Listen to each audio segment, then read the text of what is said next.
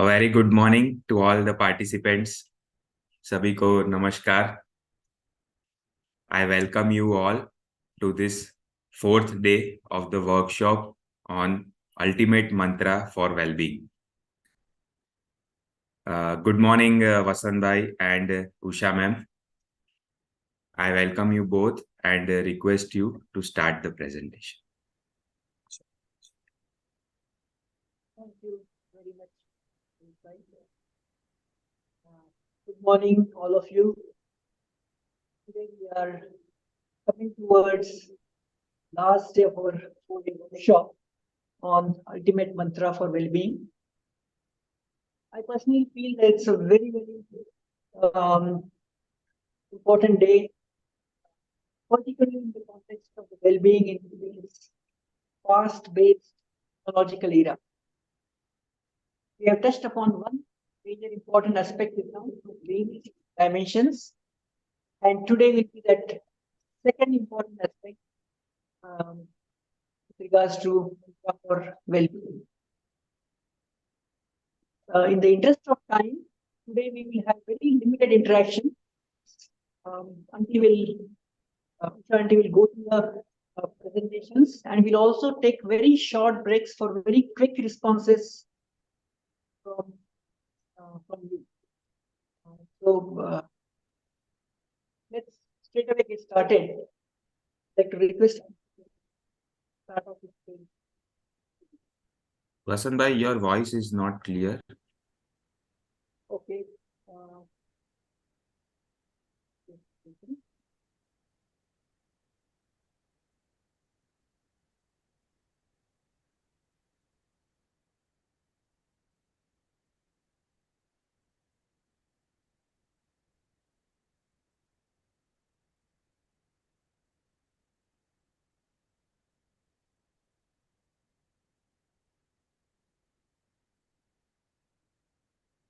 Is that clear now?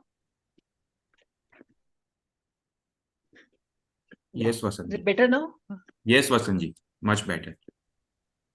Okay, thanks. Yeah. I was just talking about the importance of the final day. Till now, we have spoken about one major aspect, the mantra for well-being, particularly in the context of today's fast-paced technological era. And today will be the second important aspect in the context of our well-being. In the interest of time, we will have very short breaks in between for Q&A that Auntie will take. But most of it, we will go through the didactic and let's keep relating the presentation in the context of our own lives. So over to you, Auntie, to take us through the fourth day. Yeah. Thank you. Thank you, Vasant. Yeah. Today, we'll bring everything together. Whatever we have done for the past 3 days, it will all come together today. And we will see that there is such a close connection between science and spirituality. We will clearly see that today. You know, our Upanishads say, Jnana devatu kaivalyam. It says, liberation is only through knowledge. Liberation in Upanishad is at a different level, mukti, whatever you want to call. But we will bring that liberation in the context of what we are speaking today with respect to our well-being and to come out of the suffering. We want to be liberated from the suffering that we go through every day. So we will still keep everything at the scientific level, but try and connect wherever it is possible through our scriptural knowledge. And when it says Jnanad evatu kaivalyam, that jnana at that ultimate level is the only way out for human beings.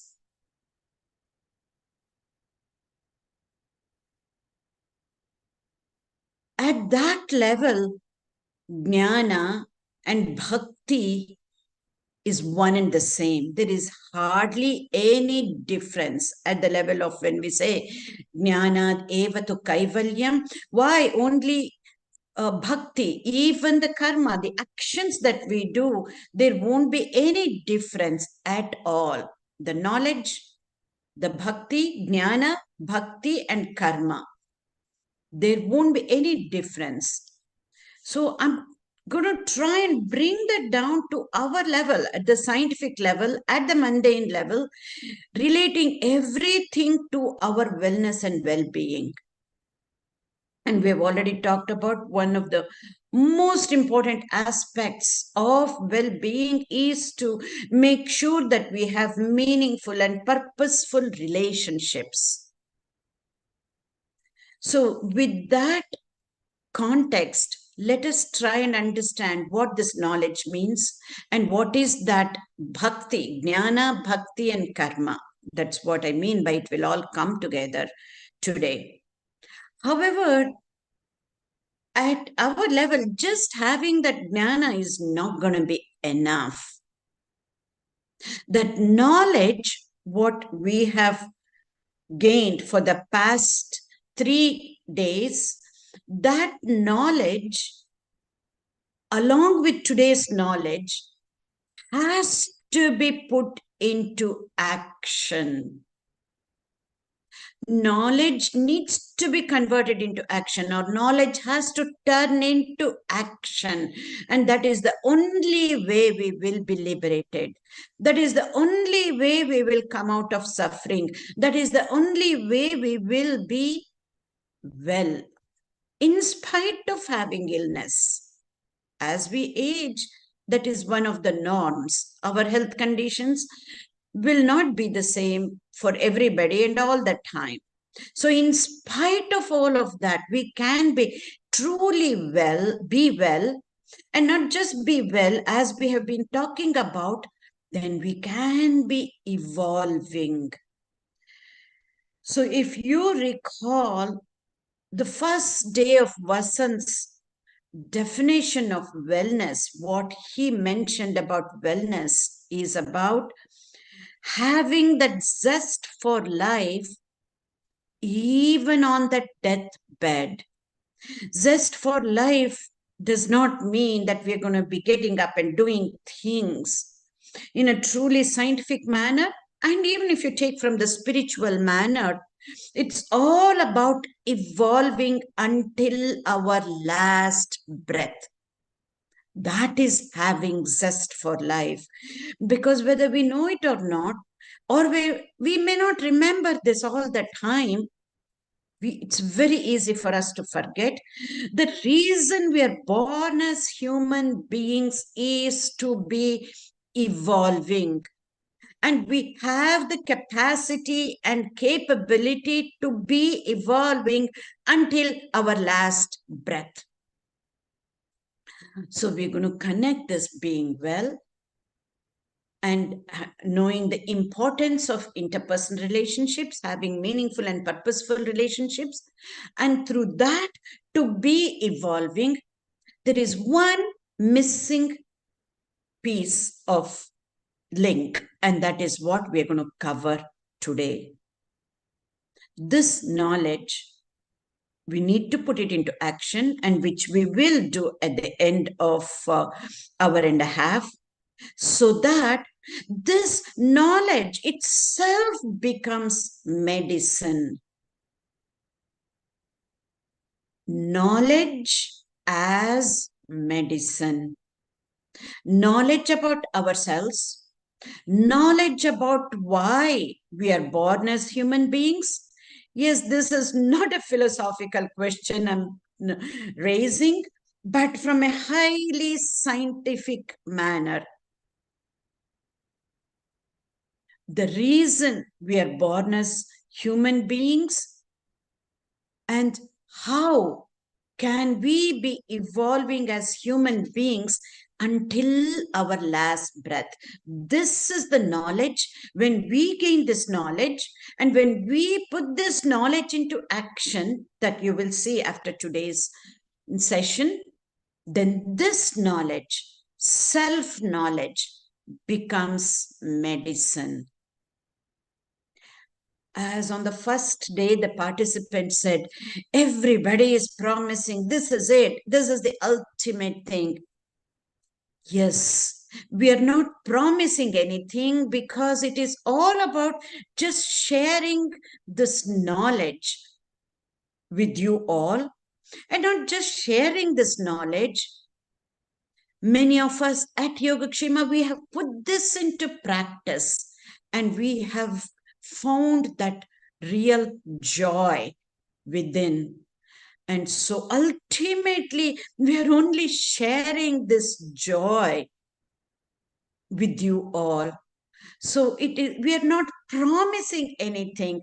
Even if we give this knowledge on the platter, it is you who will be empowered if you put this knowledge into action. So in that way, there are no promises. It's only actions from your side. So with this, let us look into what this ultimate knowledge is all about. Let me start sharing the slide.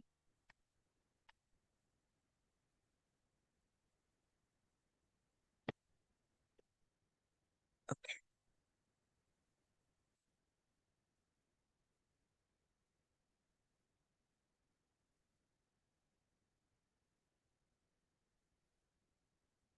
All right.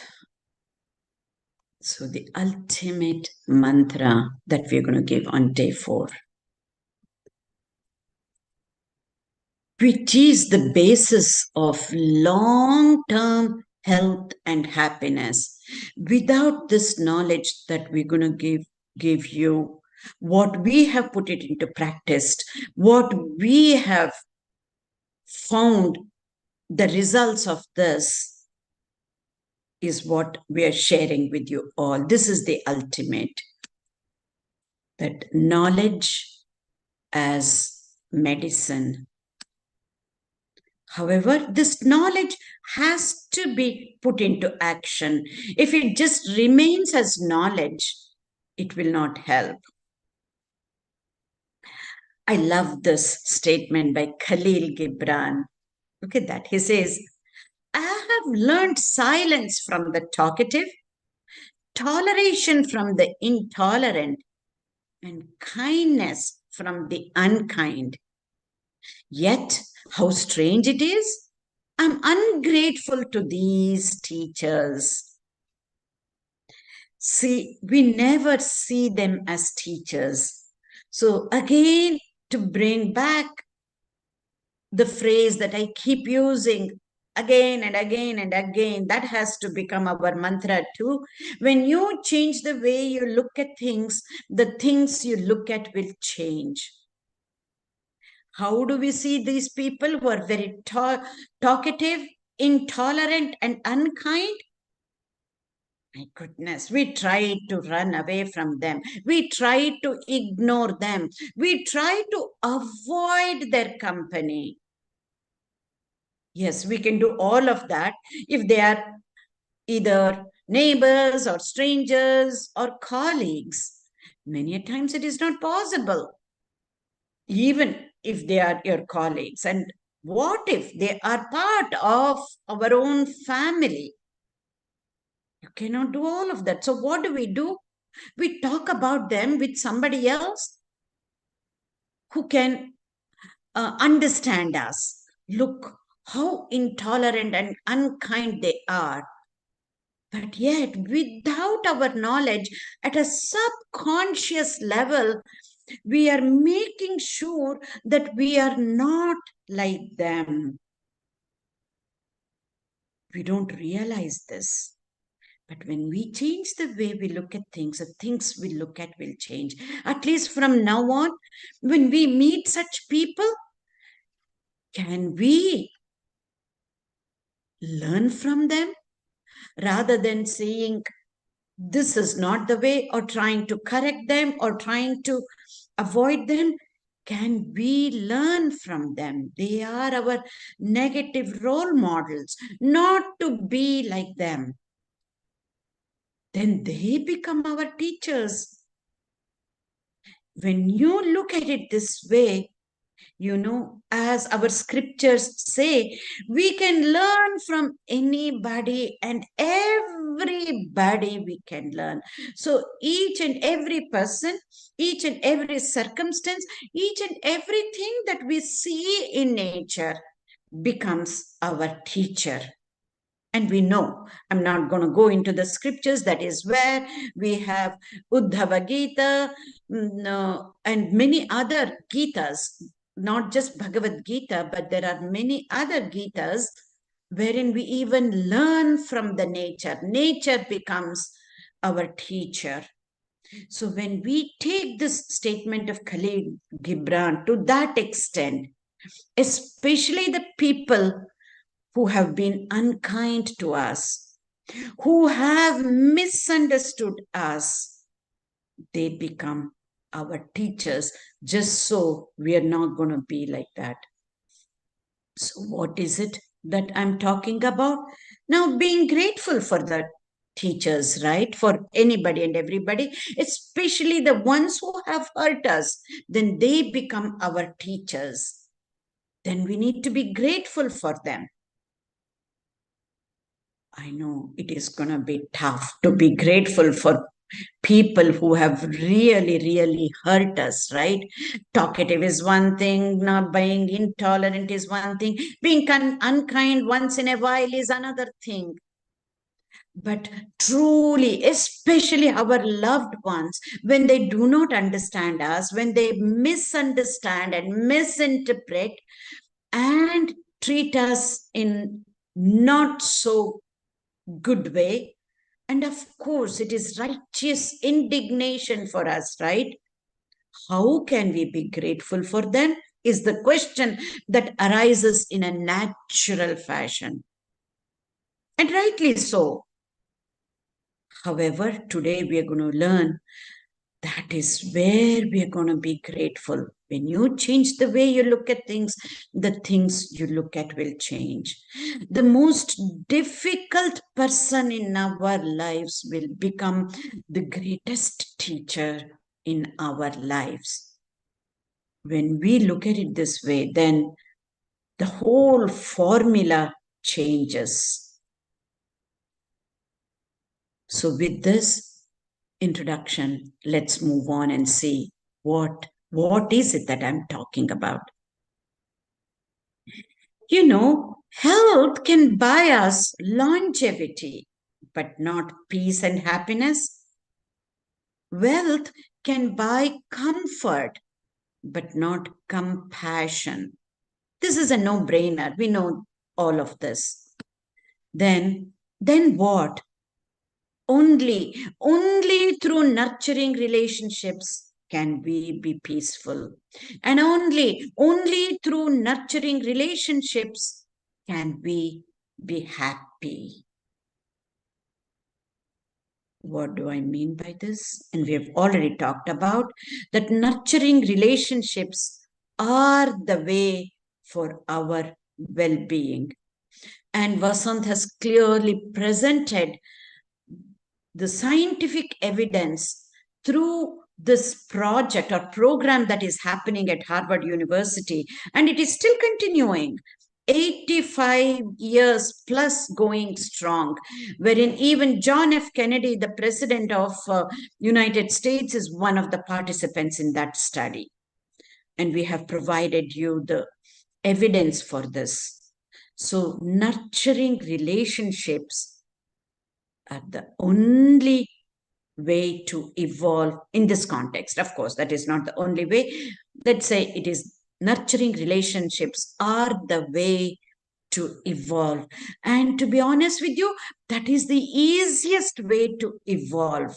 There are many other ways to evolve, which are all part of this. But if we make this as our mantra, I tell you, not only is it the easiest way, it is also a happier way to be evolving, because we can also enjoy the process when we take the relationships to that level, having meaningful and purposeful relationships. That again brings to this prayer. We talked about that serenity prayer, and this is a little modified version of that serenity prayer, which is, let me cultivate the serenity to accept and evolve with the things I cannot change. Especially others, we cannot change, but we can evolve through those experiences and through those people. Let me draw on my courage and develop skills to change the things I can. We have the courage and we are here to develop the skills.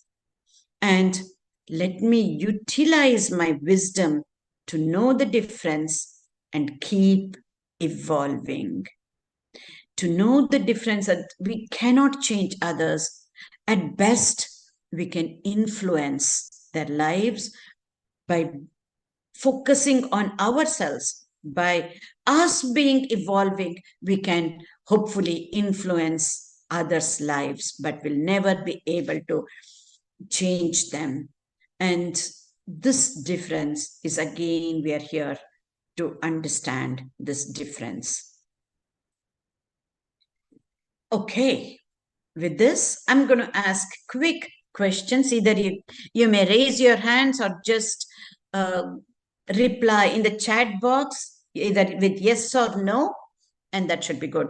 And what I will request you is, if you have any questions, please put that in the chat box, because I don't want the flow to be interrupted today, because this is extremely important. And then Vasant will look into the questions and then see whether it needs to be answered right away. Otherwise, he will know that I'll be covering that in the next few minutes or so. So please put your questions in the chat box. And I'm just going to ask quick questions, and then you can just use raise your hand and then answer, okay? Now, anyone, have you ever been hurt in your life? Raise your hand if you have been hurt in your life. Yes, of course. I know the answers, but I want you to think and then reply. Have you ever been misunderstood in your life? You can quickly take out the what do you call the icon and then keep answering. So you yourself can remove the raised hand for each question. Let the new ones come in. Have you ever been misunderstood? Please remove the icons.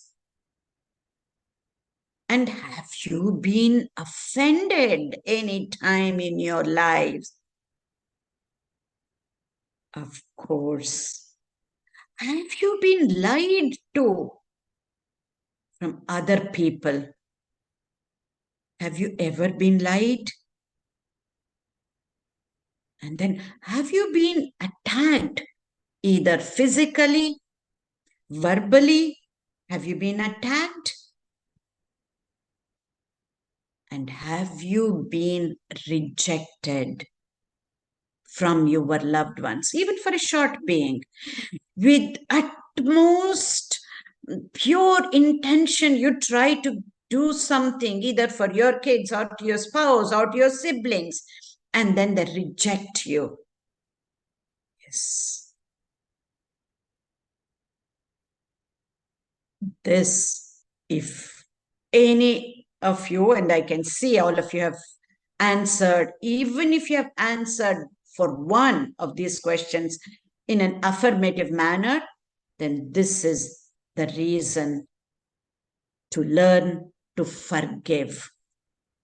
So, you know, the ultimate mantra for well-being, yes, we need to take care of the physical body, we need to take care of this mentally, emotionally, we need to be well. and we need to have meaningful and purposeful relationships. But how do we have meaningful and purposeful relationships every moment with our own loved ones first?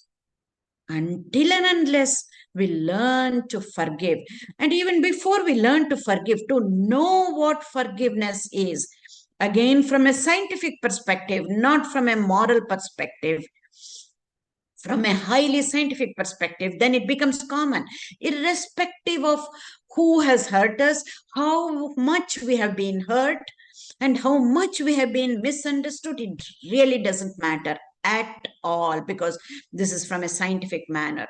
Irrespective of all of that, we just need to know what forgiveness is, what forgiveness is not, and why to forgive, more importantly. So the ultimate mantra for well-being, along with the relationships, we need to know how to forgive and why to forgive.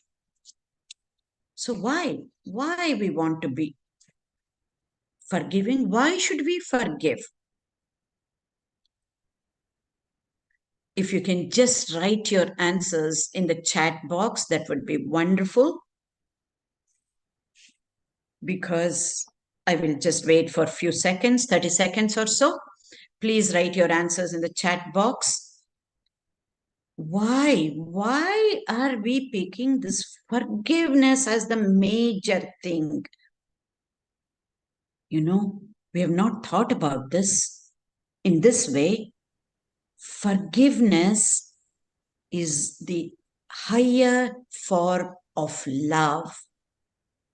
And forgiveness and love are two sides of the same coin. Because there is no love without forgiveness, and there is no forgiveness without love. Now you know how Jnana and Bhakti at this level, they're one and the same. Jnana is about forgiving, how to forgive, why to forgive. And Bhakti is nothing but knowing this forgiveness is the highest form of love. Such close confluence between spirituality and science. But both Vasant and I, we're going to try to keep it as scientific as possible, only trying to put in certain spiritual aspects once in a while. So, okay, we will keep those answers for ourselves, whatever you have put in. We do go through the questions and answers, whatever you have put in, even for all these past days. Both Vasant and I, we do go through all of this. So why forgive? Whatever you have written, and maybe that's what I'm going to repeat that, and hopefully a little bit more than what you have written. Let's see. Why forgive? To be happier, to reduce our negative and difficult emotions because of those memories of hurt and being misunderstood and being rejected and all of that. And definitely to boost our health and well-being. You will see how unforgiveness state of mind is so closely connected to our health issues. And definitely to improve our relationships and to end suffering, and more than anything, to be evolving at an individual level, until and unless we learn to forgive the difficult people in our lives, it is impossible to truly evolve, or to truly evolve. So ultimately, to end suffering and to be evolving. So question will arise, who should forgive? Usually, whenever I have talked about forgiveness, and whenever we have conducted these as workshops, the first and foremost thing people will say, oh, those who are victims of certain kind of things that happen in their life, they are the ones who should learn to forgive. But I say, in the most scientific way, it's not just victims of certain abuse or certain things that would have happened in their lives, but each and every human being must learn to forgive, starting from within. First, we need to learn to forgive ourselves and also to forgive others. I know forgive is a really big term, and we say, who are we to forgive? That is an egoistic term, is what people have told me whenever I share this with many different cultures and many different countries. They feel to forgive means you are at a different level, hierarchical level, and who am I to forgive? And somebody who has hurt me is even bigger, older, and wiser than me. How can I forgive that person? It could be your parent, it could be your teacher, it could be your somebody whom you respect a lot.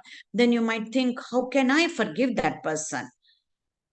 It is nothing to do about all of that, but each and every human being should learn how to forgive and should know why to forgive. That is what we are building today. Because they have worked on many research projects, in a scientific way, and they have shown how forgiveness is one of the names we give to replacing these grooves of negativity in our brain. The negativity that is already hardwired.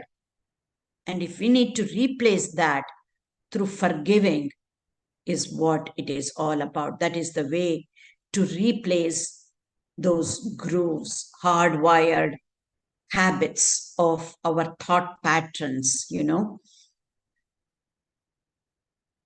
So, which comes to self-forgiveness. We are all human beings, either knowingly or unknowingly. Take it from me, we would have hurt others. If it happens unknowingly, most of the times unknowingly, even then we need to forgive ourselves. And knowingly, if we have hurt somebody, then all the more we need to first forgive ourselves and then learn to forgive others. This is nothing but the act of self-healing. Because especially if we have hurt somebody knowingly, or we have hurt, unknowingly we have hurt, and then we came to know we have hurt this person. And if we don't forgive ourselves for that, it truly goes in, like what we said, as grooves in the brain. And then we keep bringing that back as part of memories, those thoughts and feelings. And yes, I said sorry, but still that person is holding either revenge or holding back, and they're not the same as before. Or just for that instance, because it happens, especially between spouses and between parents and children and between siblings. This is the common thing we hear again and again. Yes, I knew after the fact I have hurt somebody, and even if when I have apologized, that person is still holding on to that and keeps bringing that again and again and again. And we get hurt because of that. And the hurt, without our knowledge, it keeps coming back many, many times in our lives. So truly, both self-forgiveness and forgiving others is a way of self-healing. So self-awareness and acceptance of our own faults is the first and foremost feature to know about self-forgiveness. We need to be aware of ourselves, how we have hurt somebody and why we have hurt somebody, and accept that it was a fault, and first to forgive ourselves for that. And self-forgiveness is about putting an end to the self-punishment you may have inflicted on yourself for things you may have or you may not have done. See, we don't realize punishment and forgiveness, again, two sides of the same coin. We are punishing ourselves, whether it is for self-forgiveness or forgiving others, and especially with respect to forgiving others. It is somebody else who has wronged us, but we are punishing ourselves by not forgiving them. Punishment and forgiveness are two sides of the same coin. And self-forgiveness is about letting go of regret and self-pity and also the guilt that is associated with it. Because we also keep regretting, I should not have done that. I should not have said this. Mistakes happen. Let us not focus on the mistake, but genuinely, truly to regret, to forgive ourselves is the way out of this, rather than keep regretting again and again and again and feeling guilty about it. And this is one of the things that goes into repetitive thoughts, the repetitive thinking pattern, which is again negative. I should not have done this. Why did I do this? Instead of that, to genuinely forgive. It should not be just a mechanical thing that also people do. People with huge egos, they just say, oh, I have to forgive myself, but it would not be a truly genuine forgiveness of themselves, because then the repetition of such hurting others would reduce if we genuinely forgive ourselves. So with this, I'm going to ask you, what is forgiveness? Is it a thought? If yes, just say yes. We just want to try and collect the data also. Maybe next time we can make this as a cloud question, Vasant. It would be nice to see the answers right away. It's just a thought. I got it. Yeah. Is forgiveness a thought? Is forgiveness a feeling? Or is it an emotion? Is it an action? Is it a behavior? I say it is all of this and much more. It is actually a process. Why? Why do I say it's a process? We will see as we go along. Because sometimes we think we have forgiven somebody, but yet that hurt feeling comes back again and again and again. Why did she misunderstand me? That keeps on happening. So forgiveness is not about forgetting. If that happens, then we need to forgive again and again until it stops. So it is actually a process itself. So what is forgiveness? Simply put, forgiveness is a shift in our thinking process.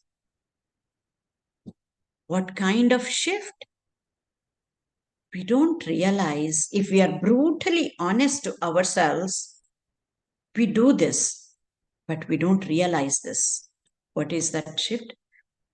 A shift in thinking towards somebody or someone who has wronged you, such that a shift in thinking towards someone who has wronged you, such that your desire to harm that person who has wronged you is decreased. I know none of us are at a stage that we're going to go do physical harm to that person. All of that happens up here in our heads. How could he or she said that? This is what I will do the next time. I should have done this. And either tit for tat, or we prepare our answers, that is again trying to, or even trying to harm the person at the mental level. We may not harm. None of us are at a stage we will go harm the person, not even verbally. But we rehearse it many a times. We practice it mentally to harm that person who has wronged. So the forgiveness is a shift in thinking such that the desire to harm the person who has wronged is decreased. A shift in thinking such that your desire to do good to that person who has wronged you is increased. This is such a beautiful, beautiful thing. Again, all of this sounds from a moralistic perspective. I can assure you, I'm honing all of this from a scientific perspective and nothing else. So that is forgiveness. And going forward, can I interrupt? Yeah, please. There is a relevant question that you may want to respond now or later. Yeah. The question says, how many times can we forgive someone even if they keep doing the same mistakes again and again? Yes, I will cover this in a few minutes rather than taking it now. Very good question. Whoever it is who has asked, you are being so courageous, you are helping many others. This is the question that comes. We need to have that courage to ask these questions. Again, I keep repeating, this is from a scientific perspective. That means all of this is common for each and every one of us without any exception. I will answer that question, Vasant, as we go along. So, what is forgiveness? It's a powerful, conscious, willful, and effortful choice you make when you are ready. And when you do that, it will lead to better health, well-being, and probably, look at that, probably better relationships. Just because we forgive that person who has wronged us does not mean we still want to continue with that relationship, or we want to reconcile. None of that. We will get to that as we go along. However, forgiveness needs willpower and the right type of knowledge. The right type of knowledge is extremely important. We have a lot of knowledge. We have accrued based on our experiences. We have formed certain ideas and certain belief systems. But is that helping us to evolve?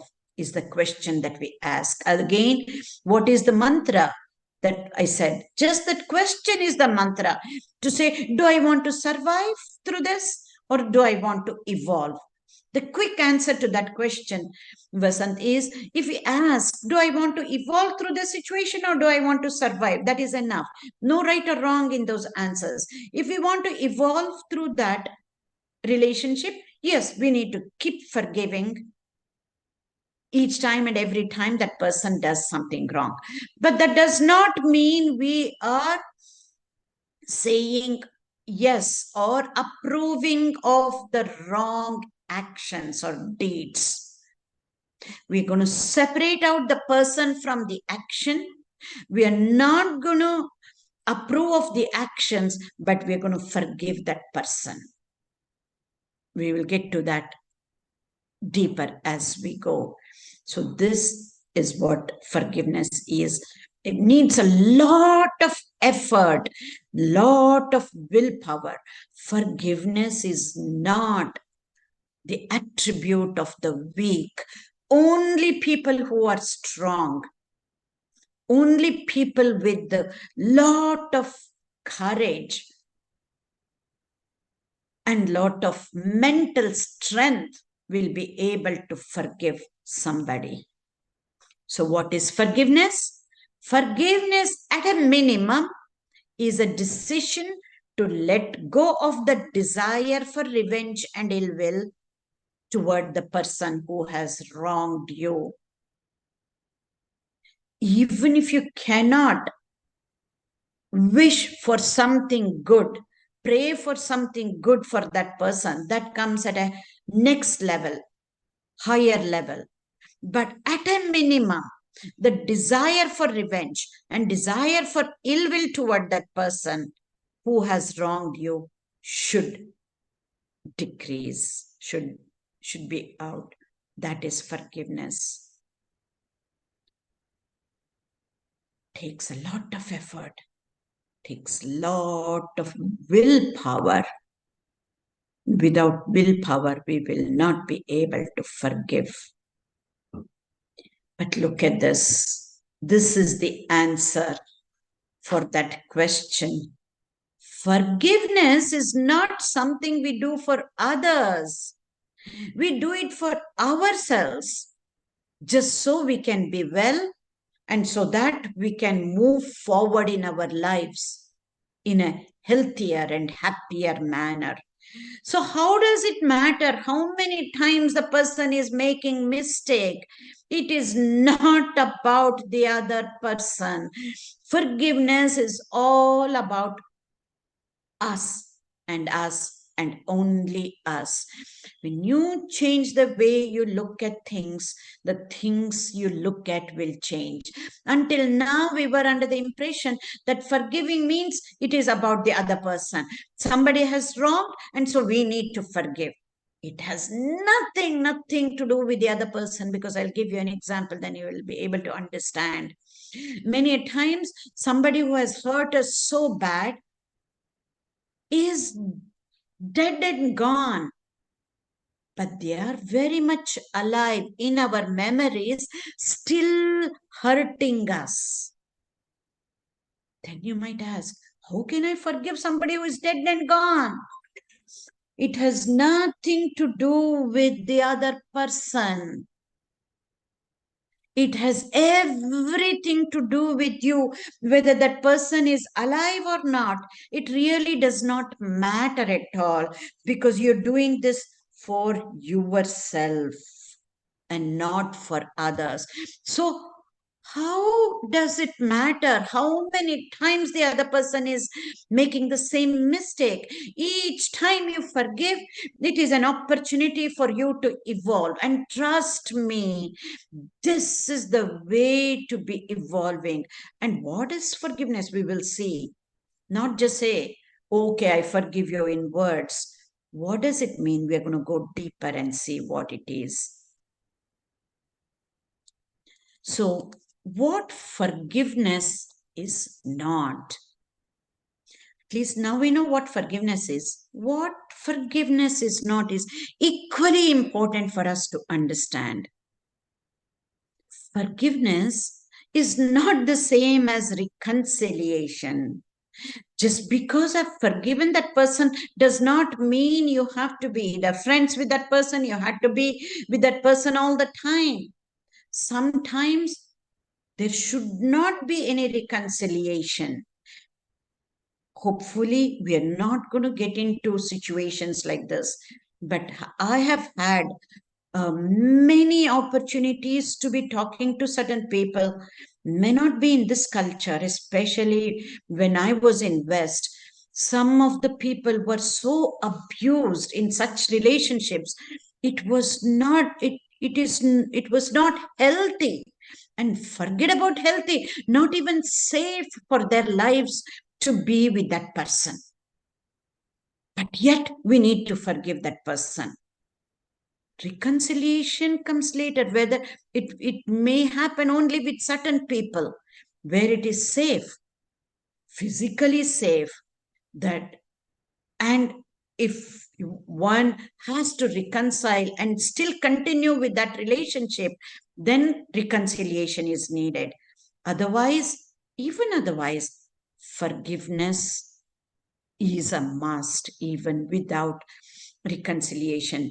Because just recently I came back from South Africa, and most of the families that I see, Indian families, fourth generation families, Indian families, most of the families, they have been hurt, attacked so badly in that society, including taking away the life of their loved one in front of their eyes, either a brother or a husband or a child or a friend. Somebody has been attacked, physically attacked, and some even have lost their lives. And then they say, how can I forgive? Again, I say that forgiveness is not about the other person. Many a times they don't even know who that person is who killed their loved one. But yet we need to forgive so that we can move on in our lives, because we can never change the past. But at least our future will be better if we forgive that person. But there is no need for reconciliation at that time. And forgiveness is not about forgetting. We think if we have forgiven, we should not remember those past events that has hurt us. The other person, if somebody has wronged us and we have forgiven that person, we think we won't remember that incident again. It is not so. Forgiveness is not forgetting. Each time you remember that incident, each time you remember that person who has wronged you, you will have to forgive again and again and again, until either two things, either you don't remember, or even if you remember, it won't hurt you. Until then, it is a process. We need to be forgiving again and again and again, which means it is not a one-time event from our side too. We need to be doing it again and again. Forgiveness is not a weakness. Many of us think only the weak is the one who forgives. Forgiveness is for people who are strong, emotionally strong, and spiritually strong. Until and unless we are emotionally strong, we will not be able to forgive. Forgiveness is not justice. Just because we have forgiven that person does not mean we are saying whatever that person has done is okay. Absolutely not. Actions have consequences. People have to face the consequences for their actions. Again, as I said, separate out the person from the action. Forgive the person and take actions for whatever they have done. Whatever action that you need to take, those actions from your side has to be taken, because their wrong actions have consequences. Forgiveness is not trust. That means Some people keep on making the same mistakes. Just because we forgive them does not mean we're going to trust them. From our side, we have forgiven, because forgiveness is all about us, not about the other person. Just because we have forgiven that person does not mean that person is going to be better. That person is going to do the right things. So you cannot trust that person if that person has not changed. So forgiveness does not mean you can trust that person. Extremely important for us to remember what forgiveness is not. And forgiveness is all about ourselves. Even with all of this, we still have to keep forgiving again and again and again until that memory is not there, or it doesn't hurt us even when we remember. That is the first stage. And then we will pray for that person to be better, to be well. That is at a higher stage. Once the first stage of evolving, we should keep forgiving. And then at a later stage, second stage of evolving, even for the person who has wronged us, we need to only give something good from our side, our thoughts, our prayers for that person. See, this forgiveness, this act of forgiveness, again, highly scientific perspective. No animal has this capability. Only humans have this capability.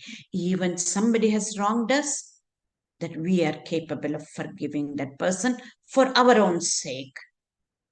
For our own sake, not for the other person. This is like the highest knowledge and the qualities that a human being can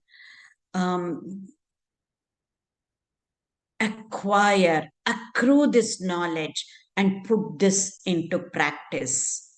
And when this is done, yes, it is an ideal situation. It's much easier to do this at an individual level. But what is happening at a national level and international level, you see that. This is, again, what is needed. If we can understand what we talked about, what Vasant showed you, the video of Ubuntu, if each and every nation believes in this, then the entire world will be different. What is Ubuntu in South African context is nothing but Vasudeva Kutumbakam in our scriptural angle. And if each and every nation can understand this and put this into practice, then there will not be wars like what we are facing.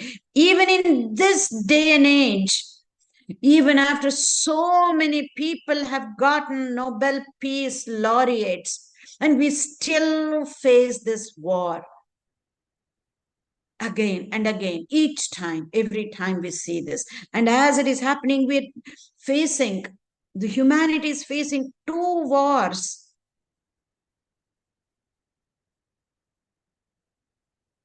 Only if we can understand truly what forgiveness means, first at an individual level and at the level of humanity. Again, from a scientific perspective, not from a moralistic perspective. Again, continuing with what forgiveness is not, it's not a one-time event. It is a process. Again, that answers the question that was raised. How many times can we do this? Until that person stops doing those mistakes, which could be a far-fetched idea, because if that person is not taking actions to correct himself or herself and to transform and change oneself, that will continue. But it is from your side that you need to forgive each time and every time the person does a mistake. And also take actions for whatever that needs to be done. separate out the person from the action. Forgiveness is not the acceptance of injustice either. Absolutely not. Unforgiving actions have consequences that needs to be looked at, whatever type of action, but you need to forgive for your own sake. Forgiveness does not mean you no longer feel the pain. This is another question people say, I've forgiven that person, but each time I see, or each time that memory, I still feel the pain. The pain will be there, but there is no suffering. And then when that pain comes, as soon as you forgive, if you have learned to forgive the proper way, the pain will go away like that. And it should. Forgiveness is not denying any wrongdoing or approving the mistake. The same thing, I'm saying it in different ways. We are not approving of any wrongdoings or any mistakes. And forgiveness is not conditional. Very important. I will forgive you if you do this, if you don't do that next time. It has to be unconditional, because forgiveness is not about the other person, but it's all about you. It cannot be conditional. And there are certain misconceptions of forgiveness. What are those? People think it's a religious experience and it's a spiritual experience. I say, no, absolutely not. We're talking about, you can be spiritual experience. It can be a religious experience, but way we are dealing with is not as a religious experience, not as a spiritual experience, but from the scientific angle. How can we evolve as human beings? How can we evolve as humanity? The way is to be able to forgive. One who has not forgotten has not forgiven. Again, it's a misconception. As I said earlier, those memories are hard to go by. You will keep remembering, but each time you keep forgiving. Each time that memory comes back, you forgive. Once you go through the forgiveness tool that we're going to give you at the end today, and then it might take a while for today, but you will be able to learn. We will talk about that. How can we do that in a quick manner? As soon as you get that thought, as soon as you remember that event. Forgiving someone means one treats them same as before. Absolutely not. As I said, either there can be reconciliation or there cannot be. And sometimes we have to treat in a certain way. If that person is not trustworthy, whichever way they has to be treated, those actions have to be taken. But don't harbor such ill feelings, because that is what's going to hurt you, not the other person. It's the other person who has wronged you, but you are the one who is getting hurt. It's very easy to understand, like when we hold on to red hot charcoal and aiming to throw this charcoal at the other person who has hurt you, but you're the one who is getting hurt first, and you're hurt so much you cannot even aim properly. It is the other person who has wronged you, but you are the one who is getting hurt. Use simple logic, and using simple logic, we will be able to be convinced there is no other way but to forgive. Forgiveness means saying that the offense was all right. Absolutely not. It's a misconception. Just because you forgive that person does not mean you are saying whatever that person did is right. Absolutely not. expecting the other person to ask for your forgiveness. This is another thing. Years back, almost about 15 years back, when we were working with an old age home here in Bangalore, in Malleshwaram, one of the elderly gentlemen who was a resident of that old age home asked, you know what, I'm so hurt by my family. That's why I'm here in the old age home. It's my son. Whatever you're saying is true. At least if he asks once, please forgive me, Dad, I'm ready to forgive. But he never asks my forgiveness. How can I forgive was the question. It took even longer time to convince that person through this knowledge, saying that forgiveness is not about the other person. It's for you, you need to forgive. And there is no need to tell the other person that you have forgiven also. No need.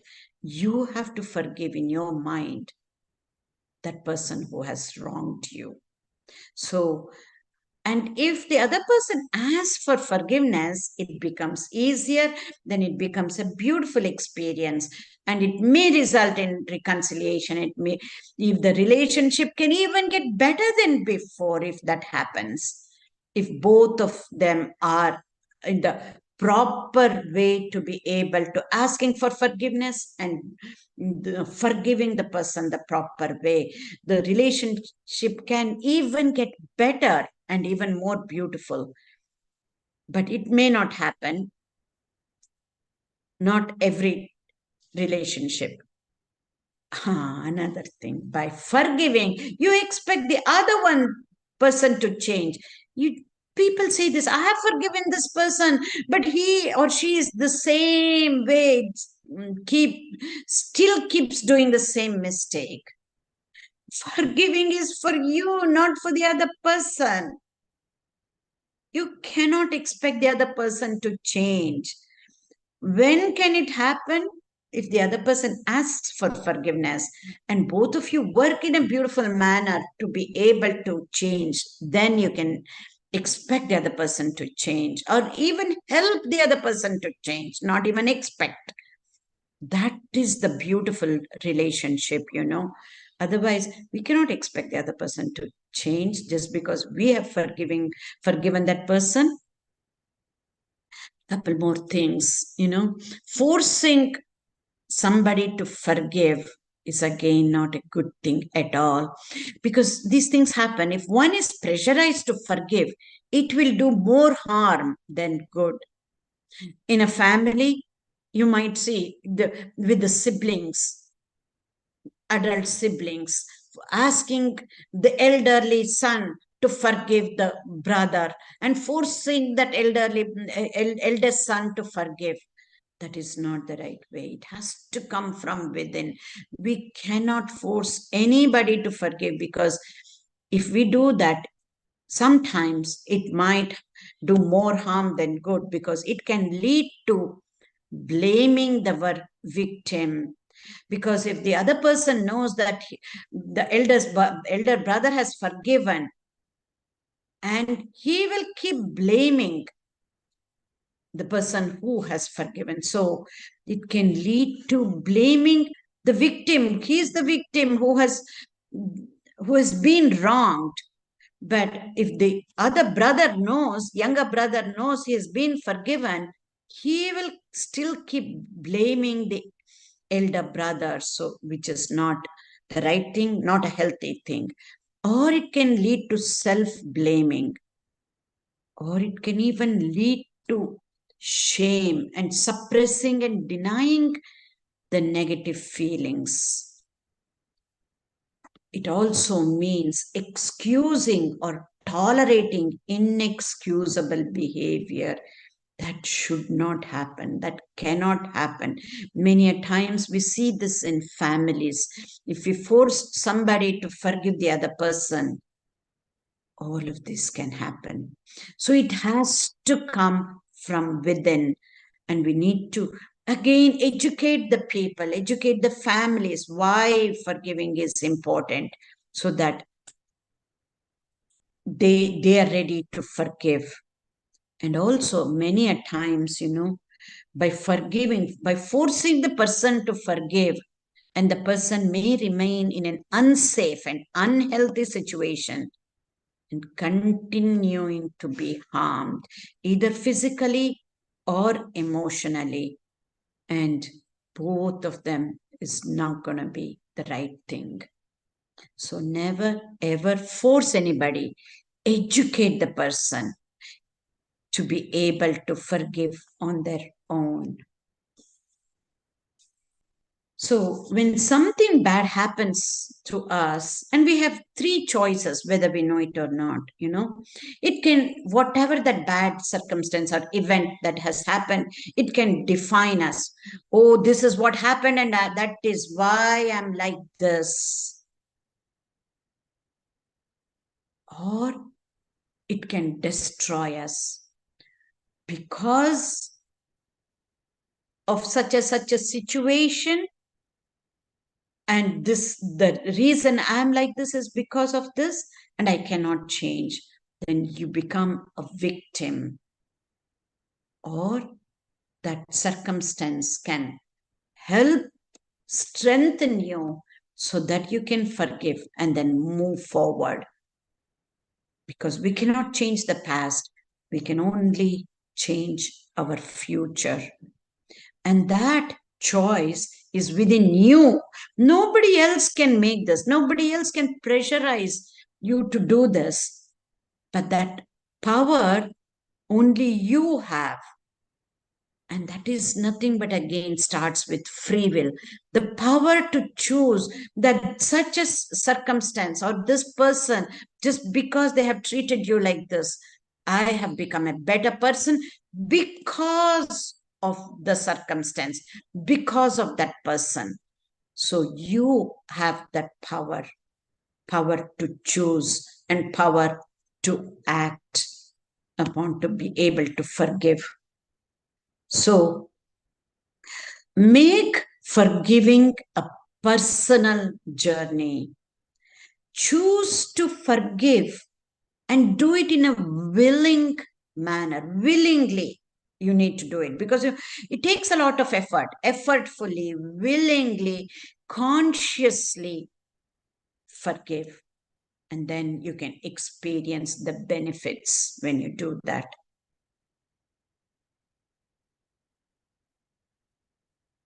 Holding on to hate and anger does not make one a strong person. But yet it's a misconception. When we're holding on to anger and controlling ourselves, we feel we are strong. But it is not.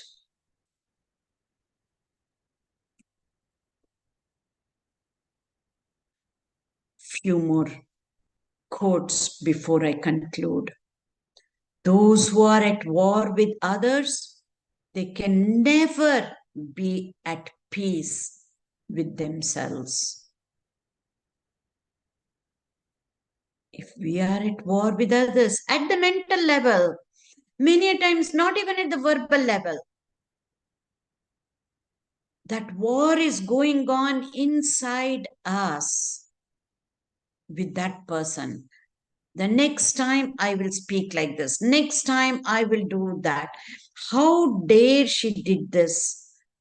That war is happening inside us. When that is happening, we can never ever be at peace with ourselves.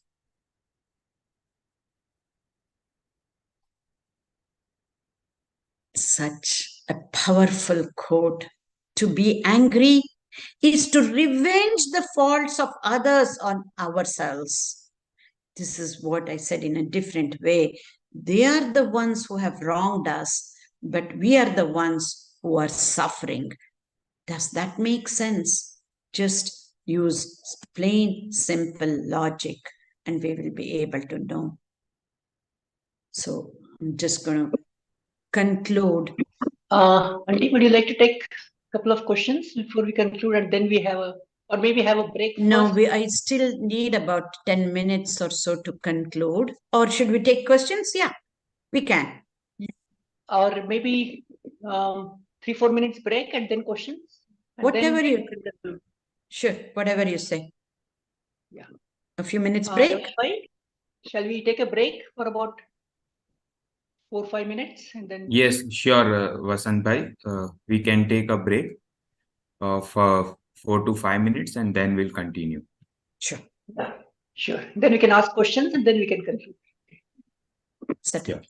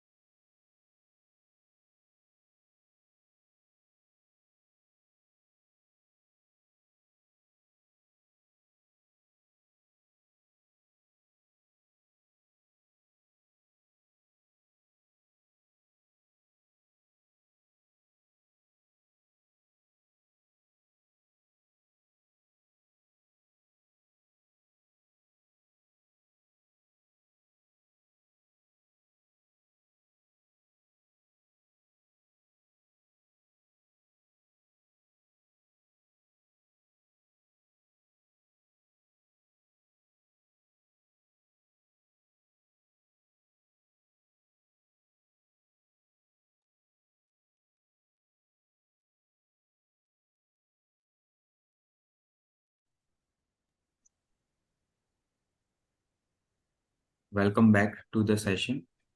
Vasanji, if we are ready, we can take the questions. Yeah, sure. I just want to check if Auntie's ready.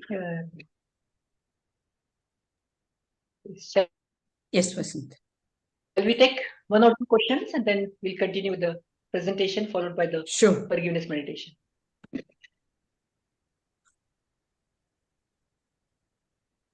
So, Vasanji, there are two Kriti hands, Ben? and yes, just a minute. Krutiji, now you can unmute and put your question. Good morning, ma'am. Good morning. So, Kriti. understand the forgiveness, and I definitely follow and started following. But my question is, if the other person think that you are a molding clay, and they try to mold you as a puppet or a robot, but you are already a beautiful vase. So there is there's a fight of what do you call saving your identity, and this happens every like daily basis. So what can you do? How can you keep forgetting, or you forget sorry if you forgive the other person, or you save your energy and your positivity? So can you please guide me? Yeah. See, forgiving is not about the other person. It's only about you. Because if you don't forgive that person, no matter how he keeps treating the same way, it has nothing to do with the other person. Take the other person away from the equation. It is for your peace of mind. It is for your mental strength you need to forgive, so that you will know how to be with that person, what to say, what not to say, how to behave, whatever needs to be done, you will be able to understand. Because when you have not forgiven, that hurt actually clouds even your decision making. Until and unless see, you are not saying whatever he is doing is okay, is correct. Actually, what I'm saying is, by forgiving him or her, you will know how to respond to such whatever things that are happening. Otherwise, whatever decisions that you will take will be clouded with the emotions, hurt feelings, hurt, hatred, and whatever it is. So it is not about the other person. If we get this right, I think you will be able to understand this in a better manner. Only it is hard for us to accept this. I have to forgive for my sake, because you see the wrong happening outside. And all along we thought when we forgive somebody, we are forgiving that person for whatever he has done. It is not for what he has done you're forgiving. Whatever actions have to be taken for whatever he has done, that has to happen. But if one harbors that hatredness and that unforgiveness state of mind, let me put it this way, it is impossible for us even to love somebody else whom we love very dearly. Even if we have not forgiven us somebody else, it will not be possible for us to love our own dear ones. Let me Put it that way, you will be able to understand. We will be holding something back when we have not forgiven somebody. We will be holding something back to love this person. Does that make sense? Once you forgive, there will be so much of emotional baggage that comes out. It is not like becoming a stone. I'm not talking about that. True, genuine forgiveness is very, very different. We will go through the technique that Vasant is going to walk us through this, how to forgive, then you will be able to understand. And there is a short video, a very powerful video that he's going to show. Then you will see that there is no act in the world that cannot be forgiven.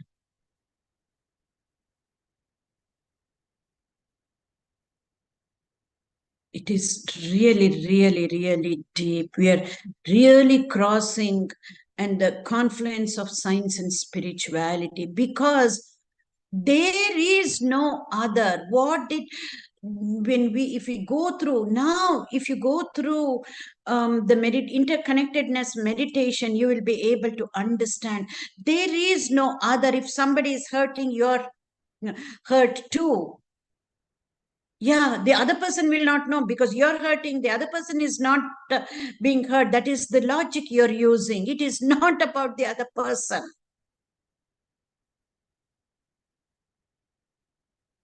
Until and unless we forgive, we cannot love ourselves. Just imagine this. You have a box. You can only put so much in that box, right? And this unforgiveness state of mind is occupying whatever space, it doesn't matter what percentage of the space it has occupied in the box. That amount of love you cannot give. That means we think we are loving somebody. We think we love God. If somebody is religious, we think we are loving God. Even God, we cannot love completely if we have not forgiven this other person. You cannot compartmentalize. That is what we have done. All along, compartmentalize and living in compartments with different people. What is this holistic, healthy living? It might be for living, life, health, and whatnot.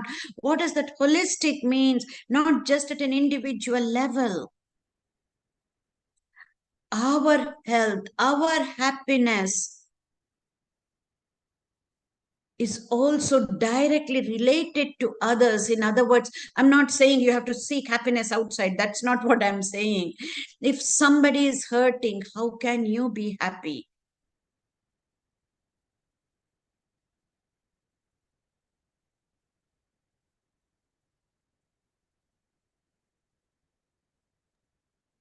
Only with the right knowledge can one be happy. Even when somebody is hurting, that is where we need to help others, at least whatever we can, to manifest that goodness that is within each and everybody.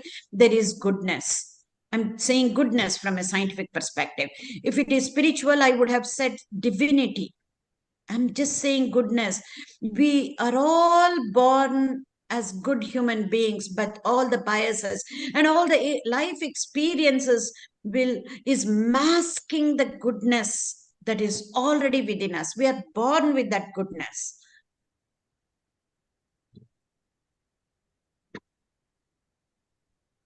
Yes. Thanks, Auntie. Thank you. Yeah, in the interest of time, we will not be able to take all the questions, but maybe shall we just take one from Milinji? Hello. Yes. Yes, Can- Milind. Okay. Good morning and namaste, madam. First of all, आपने जो बताया हमको knowledge आज के दिन में, it's excellent. Means ये आपका एक एक वाक्य ब्रह्म वाक्य है और आपका एक एक शब्द शब्द प्रसाद है. बहुत ही अच्छा है. और फॉर्चुनेटली आज मेरा बर्थडे है और उस दिन पे आपने ये दिया, बहुत बड़ी गिफ्ट दिया है. है ना, क्योंकि ये मैं पहले करता था। मैं एक श्रीमद राजचंद्र आश्रम में आनंद में, वहां हमको 5 टाइम समापना कराते थे। लेकिन the way you explain and how it is linked with our self improvement involvement is excellent. Madam, मेरा खाली एक ही क्वेश्चन है कि कई चीजें हम एक्सेप्ट नहीं कर सकते, लाइक अभी जो हमास वालों ने इजराइल के साथ किया है पैलेस्टाइन में, हाउ कैन इजराइल और anybody else in the world can forgive the Hamas? Can you explain this? I need help from Vasant and Ravesh. Thank Sure. you, I'll just Milind. quickly- I know it is very deep. I have not understood much, not even little. So please, Vasant, yeah. Yes. I'll just quickly try to translate. He has been finding the overall workshop very, very meaningful, particularly today's session. He said that each of your statements that you made are more like Mahavakyas in life. And the only question that he had is, when things are happening right now, how is it possible to forgive the Hamas with the situation over there? Yeah. It is tough, right? I know. Whatever actions have to be taken, it has to be taken, Milind. But Hamas as a group or people as such, until and unless we bring them up through the right knowledge, that is why I keep using the right knowledge, even they have the knowledge. Right knowledge, not because it is my knowledge, this is what I believe. Right knowledge for the greater good. Right knowledge so that all people will benefit, not just a small group of people. That right knowledge, when we take, either you take it from the scientific perspective or from the scriptural perspective, which is the highest scriptural knowledge, is Advaita. Even there, what is happening is because of lack of knowledge, lack of right knowledge. The ignorance is what is making them behave the way they are behaving. And all of this is man-made. It is the power, right? It is because of power. Somebody else has to put down somebody else so we can feel better. Until and unless, as humanity, we understand the reason for us to be human beings from a scientific perspective, again, I'm talking about not from a religious perspective. And we have to have hope. If we lose hope, there is nothing that can happen. And what kind of hope? Then again, I go back to what Gandhiji said. You be the change that you want to see in the world. At least at our level, if we are following all of this at our level, that is what it is. And it takes time. Just like what Malcolm Gladwell says, it has to reach a tipping point. Each one of us at an individual level, if we keep changing and changing, we have to be hopeful that it reaches a tipping point one day, so further things may not happen. And this we can never ever prove, so it is really tough. This is so in any field for that matter, even in medical field. You know what is it? You cannot show the benefit of something that is happening, for example, okay, let us say, use an example of taking certain vitamins, and then it is proved that it will benefit certain things, right? Taking certain type of vitamin.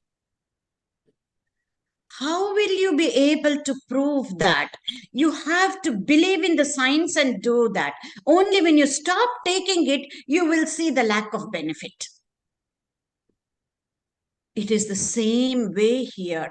Each and every one of us, we have to be hopeful, and we need to be the change that we want to see in the world.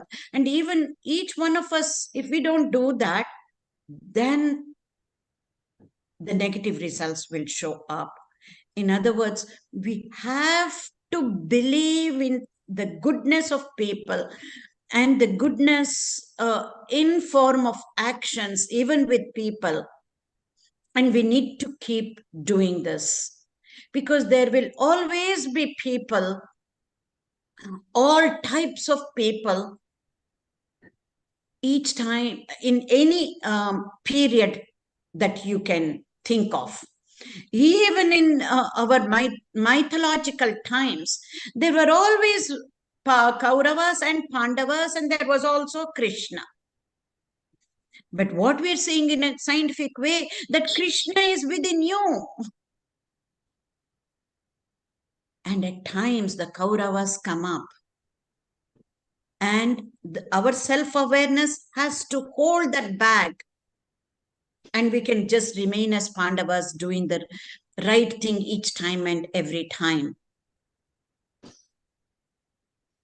I just gave this example as Pandavas and Kauravas that reside within us. But that is what we showed yesterday with the mindfulness video that we showed. Old American Indian tale that there are two wolves fighting within each one of us. Within our heart, two wolves are fighting. You cannot ignore the bad wolf. You have to acknowledge. Just so it will be quiet.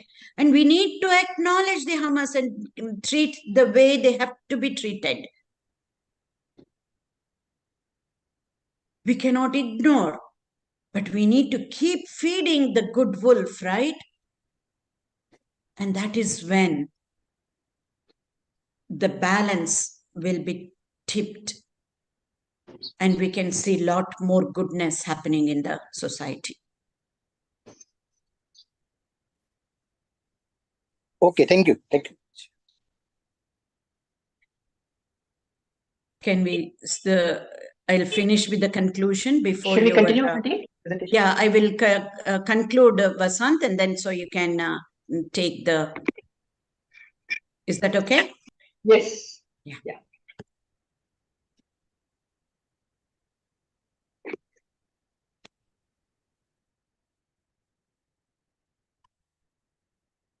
Okay.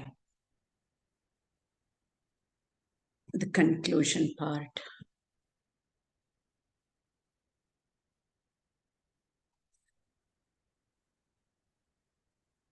Now we clearly understand this unforgiveness state of mind is what is preventing us to evolve. The first day and second day, we talked about negativity bias. This is what is preventing us to evolve. All of that, yes, it is true. But ultimately, this is the unforgiveness state of mind. Because whenever we have that unforgiveness state of mind, we may not realize it's at the subconscious level. It is hardwired into us. Because somebody or other would have hurt us, and that is hardwired, and it's hard to come out of that. And that is what will prevent us to truly love anybody for that matter. So what happens in that case? To conclude, don't confuse revenge with justice. Justice has to happen, but there is no need for revenge. Justice will happen just so both the parties will benefit. And even when mistakes happen, then also there is justice. How after the nuclear bomb that was dropped on Hiroshima and Nagasaki, and how America helped and then repented, regretted, and helped later. At least there is some at least after the fact, people are realizing. Now, what we need to do is before act in a proactive manner, whether at a national level or at an individual level or at a family level, to work at a proactive manner. That is why Vasant and I, we keep saying, conducting these workshops and whatnot is great. Yes, we need to do that. We will be doing this. But we are prepared to work with families. Everything has to start first at an individual level and at the family level. Until now, we have been working at an individual level, and here and there, both in this country and in other countries, we have also worked with the family level. Until and unless the family comes together and learns to live in a peaceful, loving, compassionate, and kind manner, we won't be able to do much for others. So maybe this is the way, if people are going to be interested in working with the family, then you can get in touch with Ravish and Vasant to be able to how to take this forward, not just at an individual level, but also at the level of the family. Because we do this at the corporate level, we do at an organization level, but at a family level is even more important. And when we try and learn to forgive, we will find meaning in the suffering also. And you will see with the video that Vasant is going to be showing, all of this is going to make sense in that 4-minute video, which is such a powerful video that you're going to see. And the more we focus on gratitude, the more completely those old bad feelings towards those who have hurt you will lift away. That is real forgiveness. In other words, can we thank that person or the circumstance, truly and genuinely be thankful for that person who have hurt us? Be grateful for that incident. Be grateful for that person. It can happen, and it becomes a beautiful experience. I can assure you that. And then continuing with conclusion, being unforgiving affects the psychophysiological state. This is without any doubt. Even if we don't agree with any of those high-fi concepts, why should I forgive this person when he's doing this all the time? Forget about all of that. It is affecting your emotional health and physical health. There is plenty of scientific evidence to prove this. A sustained pattern of unforgiveness results in poorer health, because this is hardwired. It is at a subconscious level. And forgiving in itself will improve health and well-being. So, just forgive. Eknath Easwaran, he was a Fulbright scholar, went to US many decades back, and he was the one who first started the very first meditation course in a university, was this Eknath Easwaran. He went as an English professor, Fulbright scholar. He says, look at this, beautiful. When you live with someone who can forgive from the depths of his heart, you're living in heaven here on earth. Beautiful. And we can be, each one of us can be that person. And that is my hope, wish, and prayer, that we make, wherever we are, we're going to make that place as heaven on earth. We can be that person who can forgive from the depths of one's heart. The weak can never forgive. Forgiveness is the attribute of the strong, which is what I've been saying again and again.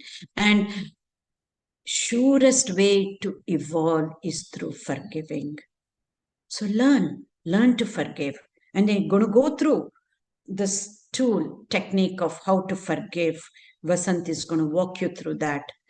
And you will see the difference at the end. Learn to forgive and forgive to learn. That is when we will truly learn to love, when we can truly learn to forgive. This is the mantra to live in harmony. First, harmony with ourselves, at the thought, at the word, and at the action. As they say in Sanskrit, kaya, vacha, manasa. If we can live in harmony, there is nothing more to it than that. So, ultimate forgiveness is if you can say thank you for that experience and you truly mean that. Ultimate forgiveness is if you can say thank you for that person and truly mean that. Gratitude and forgiveness are two sides of the same coin. So be thankful for that person, for that circumstance, for that incident, so that you can evolve. And love and forgiveness are two sides of the same coin. Until and unless we learn to forgive, we will never know how to truly love. So, just forgive. Thank you.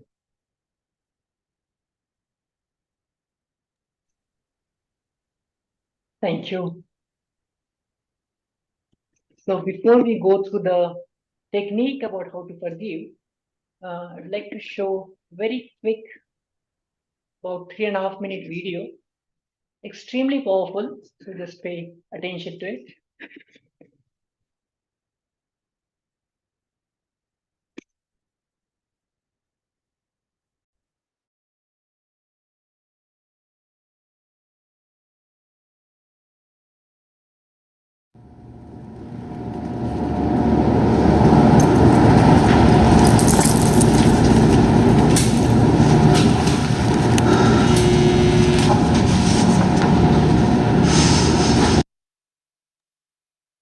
Is the sound audible, Ravish bhai?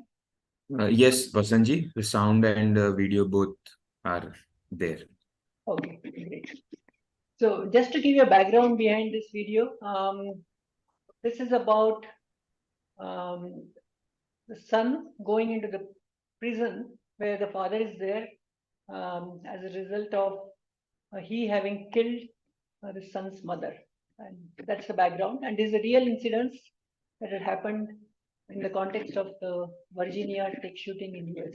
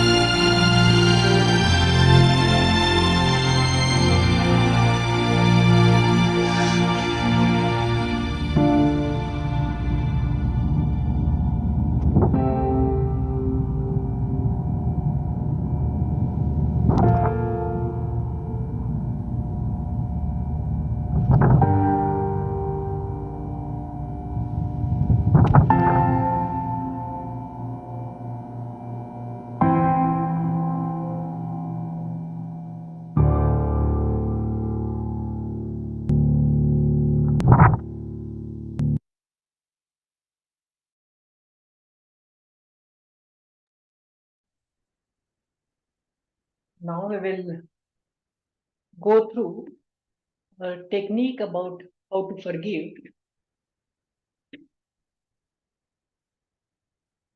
So I would request all of you to get yourself comfortably seated with your back and neck relaxed.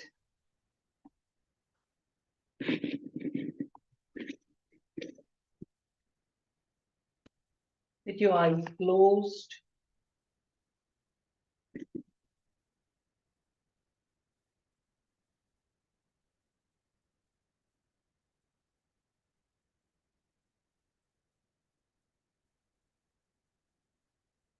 Take some deep breaths.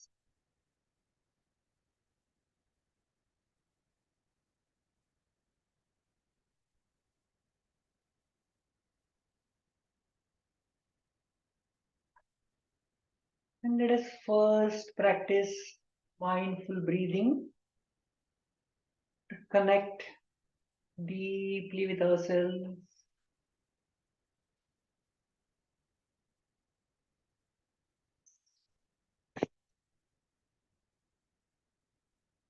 Let your breath be natural and easy.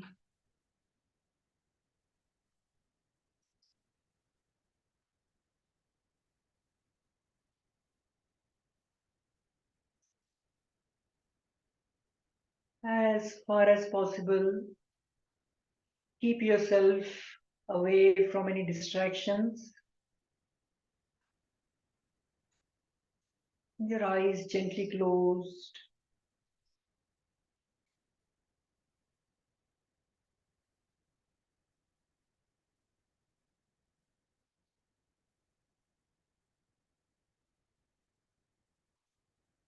Let's feel our breath.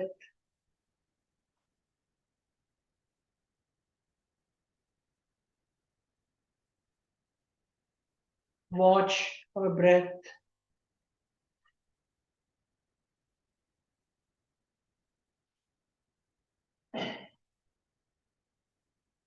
Observe our breath.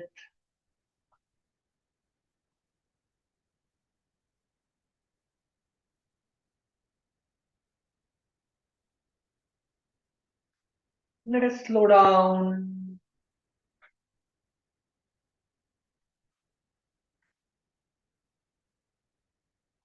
Slow down to find the present moment.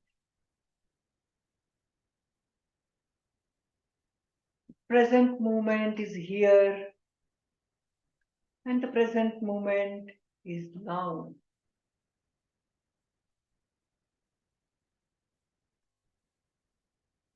Find the present moment here and now, collapsing ourselves in time and space.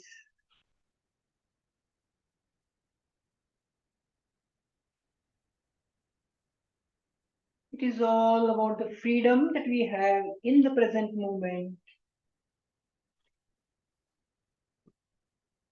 The freedom to choose can only be exercised in the present moment, moment by moment.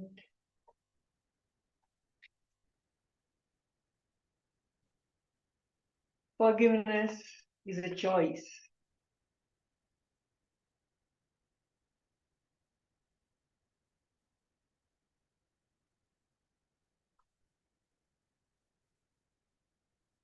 Now, gently bring to your mind someone who has caused you harm, either intentionally or unintentionally, in thought, word, or deed.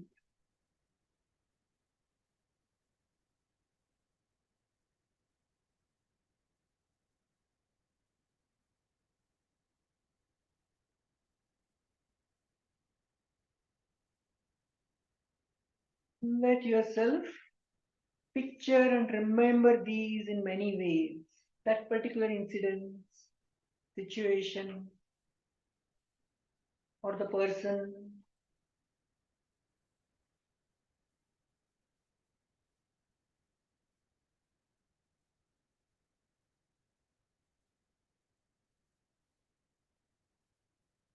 bring that incidence in your mind. Recall that memory where you have been hurt.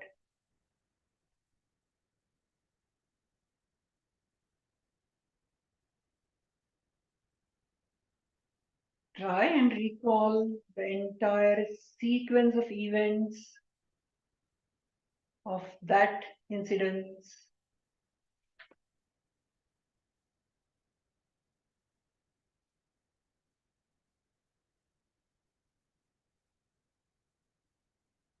Try and recall the conversations that took place during that incident.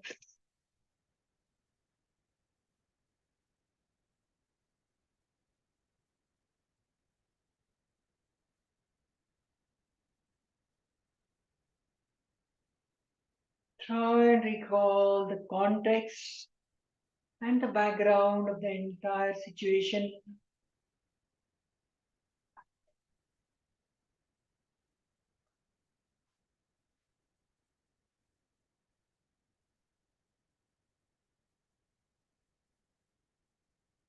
Notice the details of the person's appearance.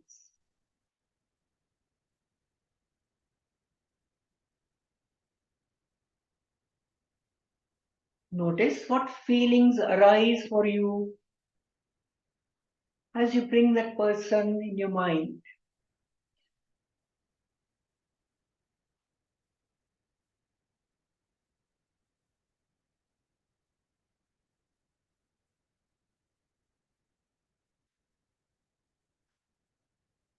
Let your body and mind relax.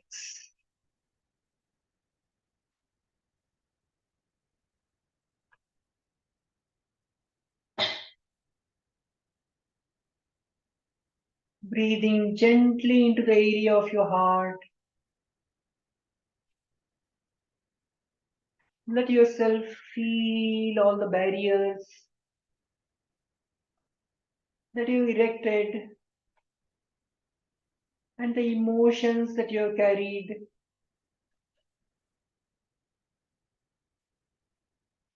because of having not forgiven.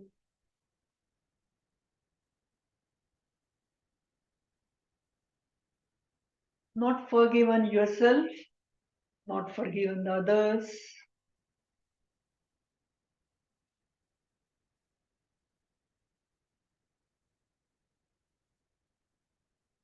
Feel the sorrow that you have carried from this past.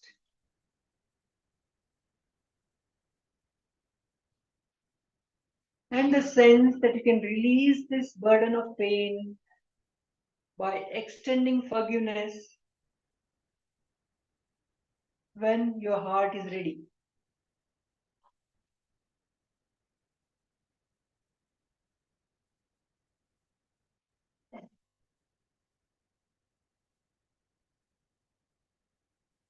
Now expand your awareness beyond the breath to include the entire body.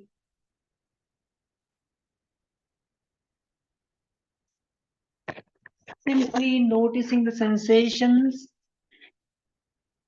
that arise in the body.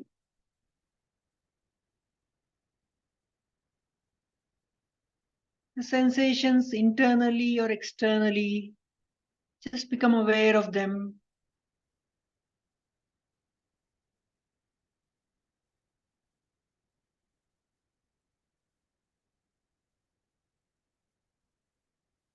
Now bring your attention to the thoughts as they come and go.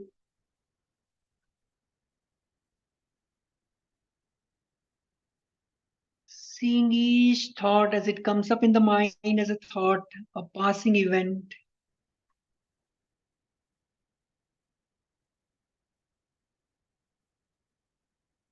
Just witness your thoughts without judging them, without labeling them.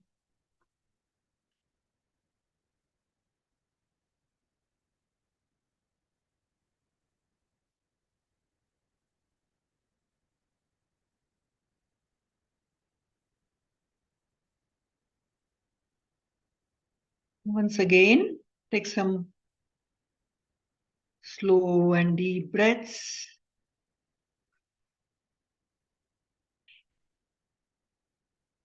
And bring your awareness to emotions and feelings that arise in the body and mind.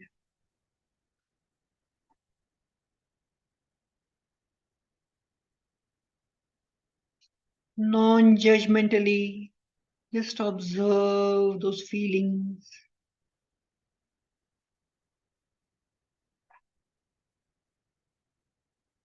Maybe feelings of frustration, restlessness, peacefulness, sadness, or fear, whatever it may be, or a combination of them. Just acknowledge.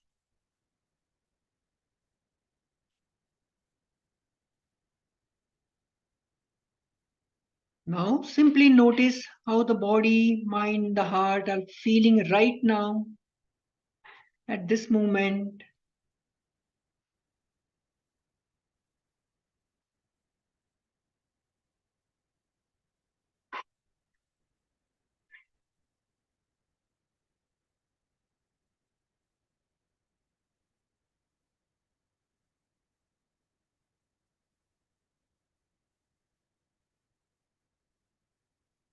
Now say to yourself, I now remember the many ways others have hurt or harmed me, wounded me out of fear, pain, confusion, or anger. And I have carried this pain in my heart too long.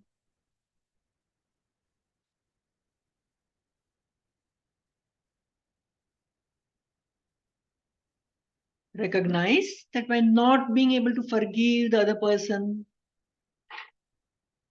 we are hurting ourselves and causing us harm.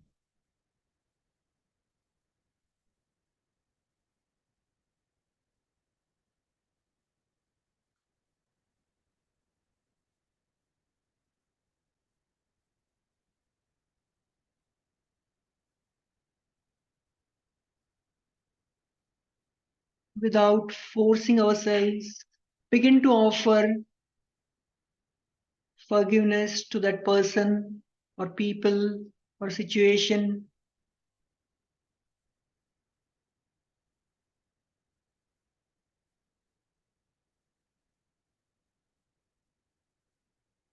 Now, in the process of trying to forgive, you may say to that person in your own mind, using that person's name, I forgive you.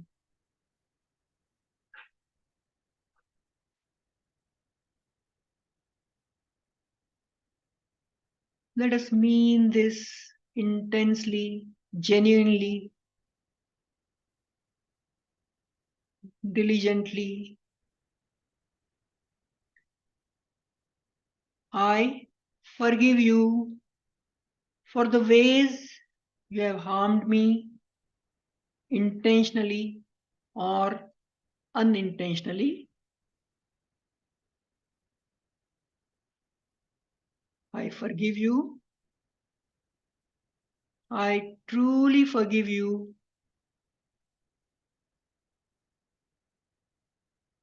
I sincerely forgive you.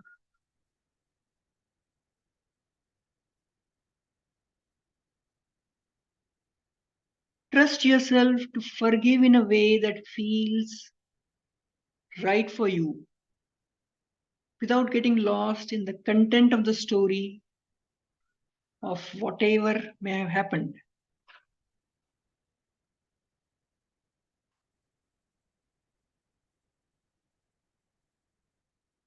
What's most important are not the words, but your feelings behind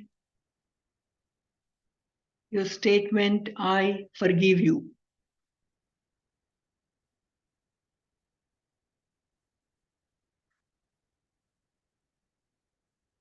Let it come from your heart with a genuine intention for healing for yourself. I forgive you.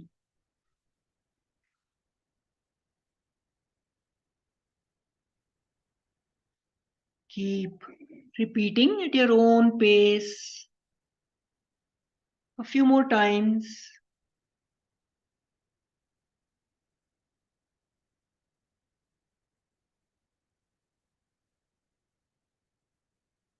And feel a genuine sense of release in your heart.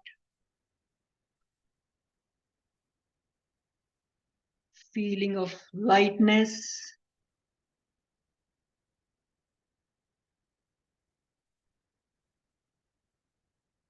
Genuine forgiveness cannot be forced. It cannot be artificial.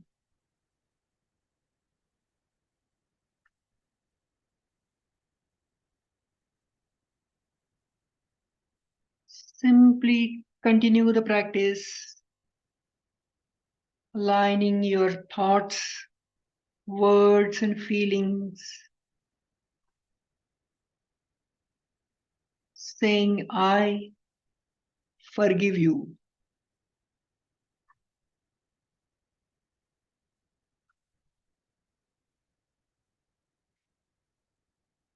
Let the words and images work gradually in their own way.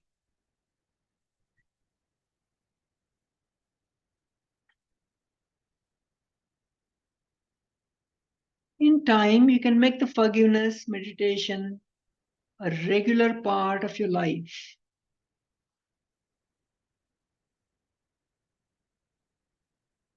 Letting go of the past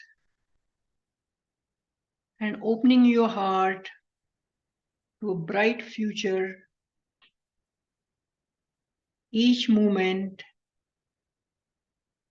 with a wise and loving kindness.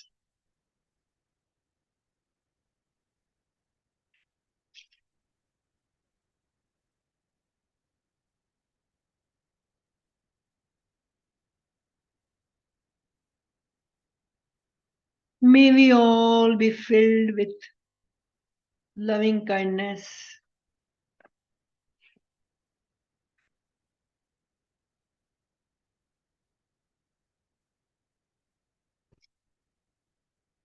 May we all be at ease and genuine happiness.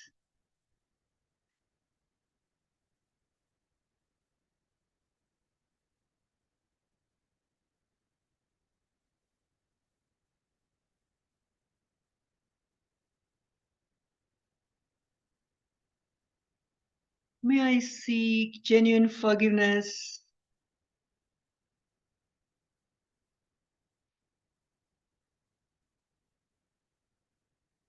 Michami dukkadam.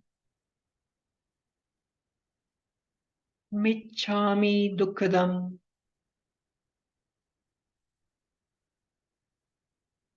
Michami dukkadam.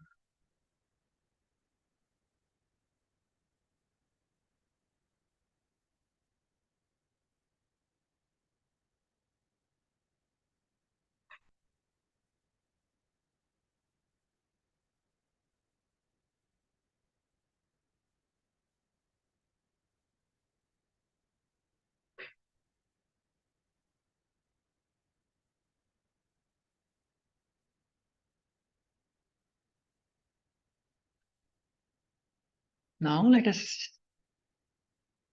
do the peace chant, Shanti mantra. You may join the palms together with a sense of feeling of well-being towards self and all.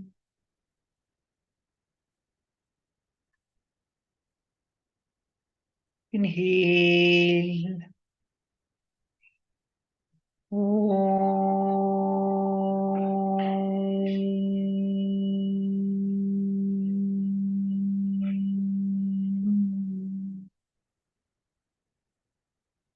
सर्वे भवन्तु सुखिनः सर्वे सन्तु निरामया सर्वे भद्राणि पश्यन्तु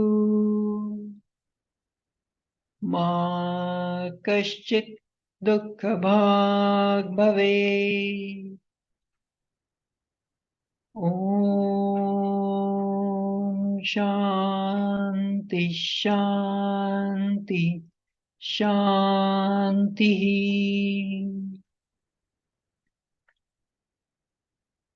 Let us gently rub our palms over each other.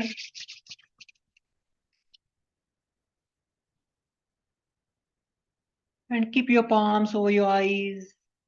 Relax your eyes, eye muscles. Give a nice massage to your facial region, neck region. Love yourself. And looking at the palms, gently open your eyes.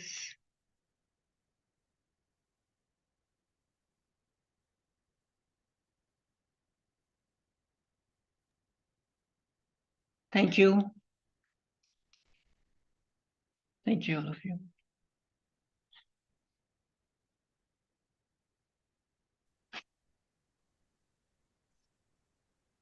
Thank you very much, Vasant Bhai and Usha ma'am.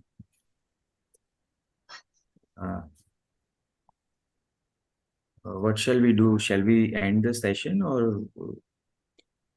Ravish, I'm speaking for Vasant too. We have a time. This is the last day. If anybody wants to stay back and then ask, they can. We will be here until the last person stops asking the questions.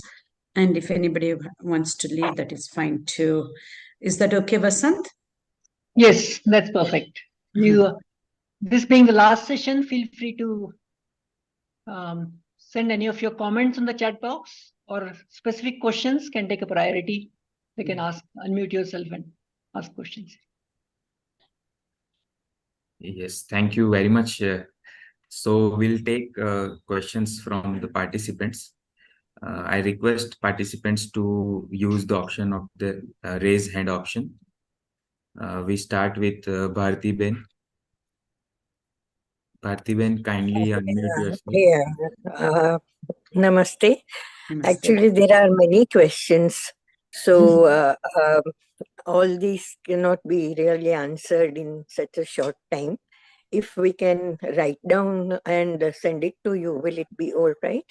And these recordings of these sessions, if we can have it, then we can remember those things and then get back to you. That's a request. Okay. Yeah. Thank you. And yesterday I had asked one question, of course, and today also there are many. So please let other participants, but I would definitely like to connect with you and ask few queries later on also. Sure, Dr. Bharti. Thank you. Thank you. Thank you. We'll be sharing the video links, YouTube video links of all the 4 days of this workshop with all the participants. Thank you. Inaji. Namaste and thank you. It was very insightful presentation. And I just have one question. I'm trying to reconcile what they say in Vedas about the different life stages and, the interpersonal part of the presentation. So in Vedanta, they say after 50 is usually Vairagya. And that is kind of letting go of all the strong attachments. So how do I reconcile that with having stronger interpersonal relationships, leads to better health, longevity. Yeah. So how is that connected? Oh, a great question, Inaji. We're not saying that you should be attached to people. Always it is a step further, detached attachment. And it's not just after a certain age. If we can practice right from young age, the detached attachment, that is the way to go. And also renunciation, as you said, vairagya, if we can look at it from a scientific perspective, it is letting go of our animal instincts. It is letting go of our lower nature and manifesting the higher nature more and more. That would be a way to see vairagya from a scientific perspective. And even in Vairagya, until and unless we know how we should be attached to something, we would not know how to dissociate also, First, we need to know how we can attach to either a goal or a cause or a person or a concept or an idea, whatever it is. Until and unless we have felt that real attachment, we won't be able to know how to detach ourselves. First, we need to learn how to attach ourselves to something that is ideal and then understand all the things that go with that, and then realize it is not being attached like this, but still doing everything, the right thing, each time, every time, in a detached manner. Again, detached manner has many different angles. Here we can say detached in terms of not expecting anything from the other person, but to be able to give and give, not expecting anything back from that person. We need to expect something back from ourselves. As we are in that stage of, let us say, as the Vedas say, the final stage, we have to be giving even more, but without expecting anything. And we need to expect something from ourselves. Am I being more kind, more gentle, more loving, more compassionate? Otherwise, what happens is we become like stone like. We won't be able to feel others what is happening, or we have to feel things that happen within ourselves. We're humans.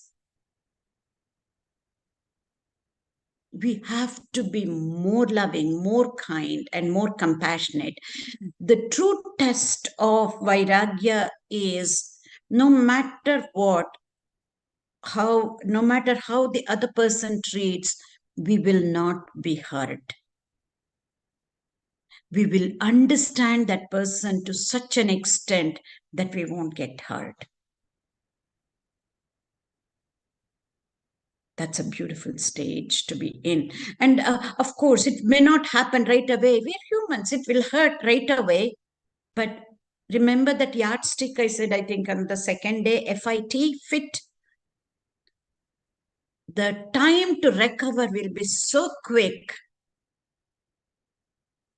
that because somebody has misunderstood that, we won't be hurt, because it's our ego that is getting hurt.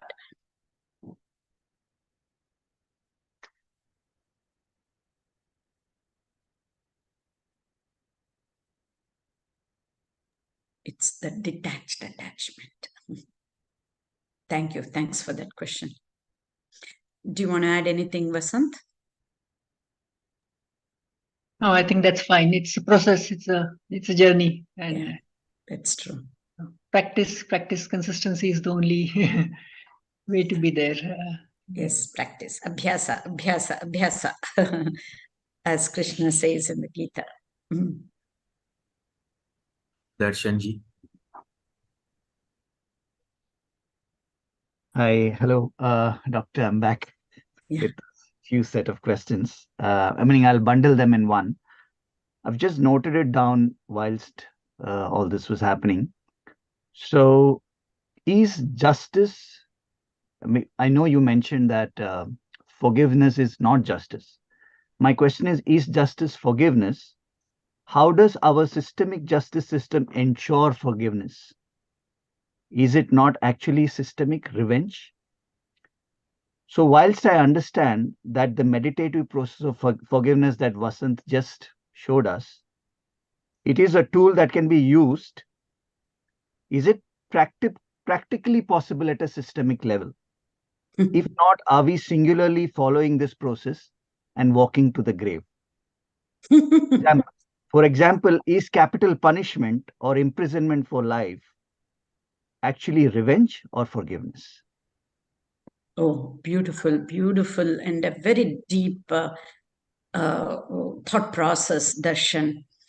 All we're talking at is at an individual level, not at a systemic level. Absolutely not. We have to take it in a different way. And just one person will not be able to do that.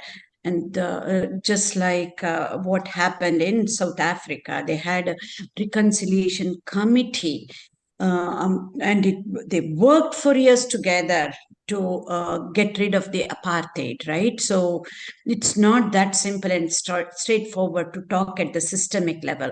We can only speak at a individual level, and that is the only control that we have.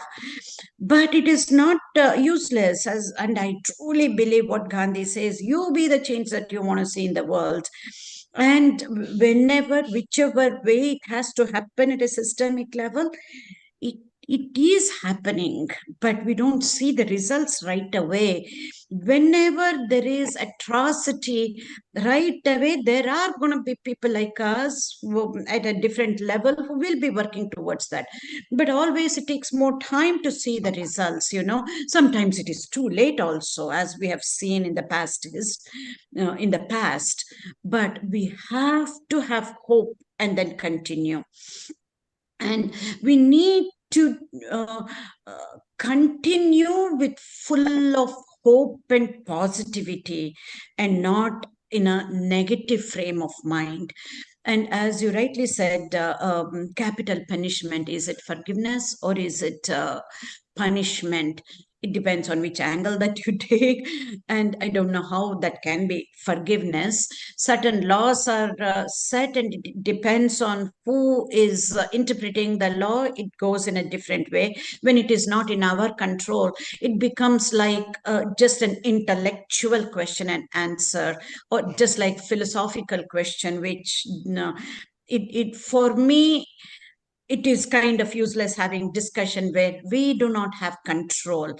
We should be able to figure out what is in our control and what is it that we can do at an individual level. And that is a separate question in itself. Not that I'm interested, very much interested in it. In fact, I just gave a few talks on conflict resolution in professional sphere in South Africa when I was there. Even there, again, working at an individual level. And then I did many different stages of that conflict resolution talk. Started off with the individual level, and then worked with an NGO, how to do conflict resolution in the workplace, and in a commercial company, the same topic. Three different, totally different experiences for me, because the audience was different, all the three places, but it was a very different experience for me. So all we have control right now is at an individual level, and we need to be doing this, but with full of positivity and hope.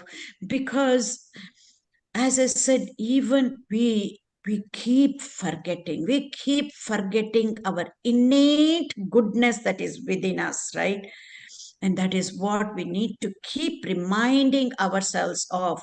So it is not just end of suffering. Just end of suffering is not going to be enough for me, or it is not enough for anybody, if you ask me. But we need to manifest that innate goodness that is already within us. And when we start doing that, we don't need to wait for a stage. As we are manifesting our goodness within us, we can help manifest that goodness within the family and outside. Until and unless we take this to that level and find joy in doing that, not find sadness. Rather than moving towards the grave, we are living each moment manifesting this goodness. That is how I would change that perception. If you change the way you look at things, the things you look at will change. Thanks. Again, deep questions from you. Thank you. Thank you, Doctor. Thank you. Vasant, if you want to add again. Just one quick, my own perception towards this question, because this question, yes, does keep popping up now and then, given giving the reality of the world, whatever is presently happening when you open the front page of the newspaper. One of the ways that I reconcile and remind myself of is saying that these laws of love or forgiveness are beyond man-made laws. They have no, they're something beyond. They're eternal.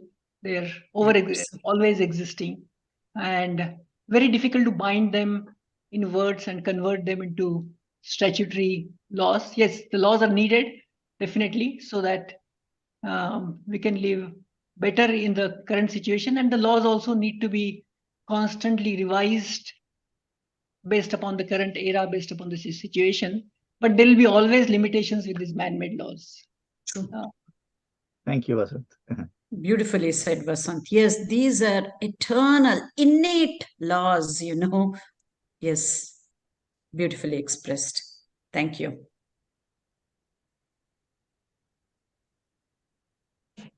Raju bhai. Namaskar. We are very grateful to respected Ushama and Vasanji for giving the beautiful insight for ultimate mantra for wellness.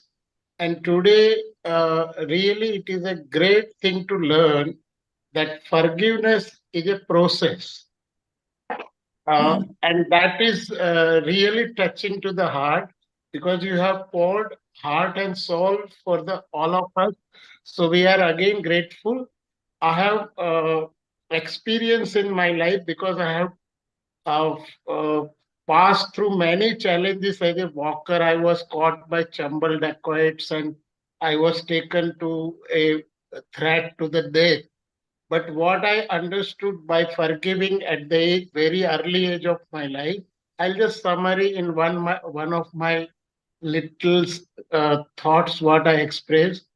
It was my many glance at me at different place on different occasion, but me the conscious being, seeing myself at all the time, at all the place, that is unique I or God. So I really, I am very thankful to Ushama and Vasanji and also the Nisargopchar Kendra for giving this, sharing this beautiful concept which should knock the door of every heart. And I really, once again, pranam to all. Thank you. Thank you so much, Rajubai. You've expressed it beautifully.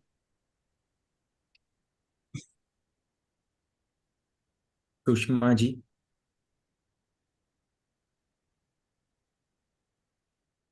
Good morning, sir. Good morning, ma'am. Just I want to know that when we say that I forgive you, does it means that they are wrong and I am right? We don't know. Yeah. Good question, Sushma.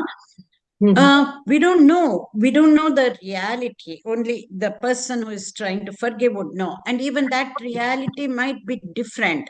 But if we perceive that the other person has wronged us, then it is better to forgive. But we will, nobody will know in reality if the other person has really wronged or not, because we will never have the entire picture in mind. So many variables, right? So we have to take each case and then look into that. But even if we perceive that the other person has wronged, then it is, of course, then we need to forgive the other person. Okay, ma'am. Vasant, anything for you to add? Nothing, Auntie. Nothing. Deepak ji.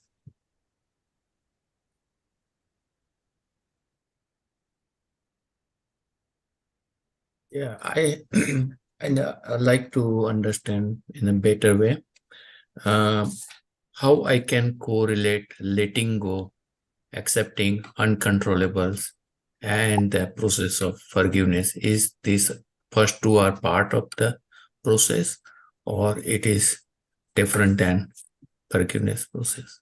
Okay. Vasant, you want to take this up? I would look at being able to genuinely and unconditionally let go that thought process. Any thoughts that may be coming to me with regards to any act of or any desire for revenge, and transcending that, and also coming to a stage where even if I intentionally recall those events and still have no reactions towards that person or situation, then I would assess myself as having been able to genuinely let go. So in that sense, I would say being able to genuinely let go for me will be very closer to being able to forgive.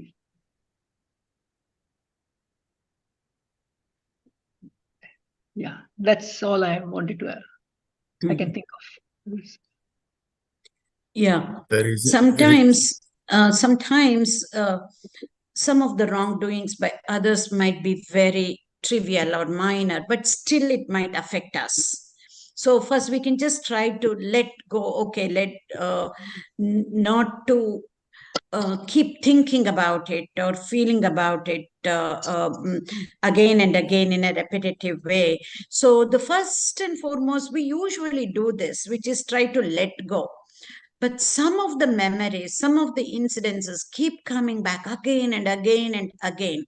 And we may not even feel like taking revenge. That is not even the issue. But if it is affecting us, if those memories are coming back again and again, and we are getting hurt, when we are being hurt again and again because of that past memory or past experience, that is again a surest way to be able to forgive. So just because we say forgive does not mean the person who is forgiving has some hatred feelings or revengeful attitude towards the other person, not necessarily.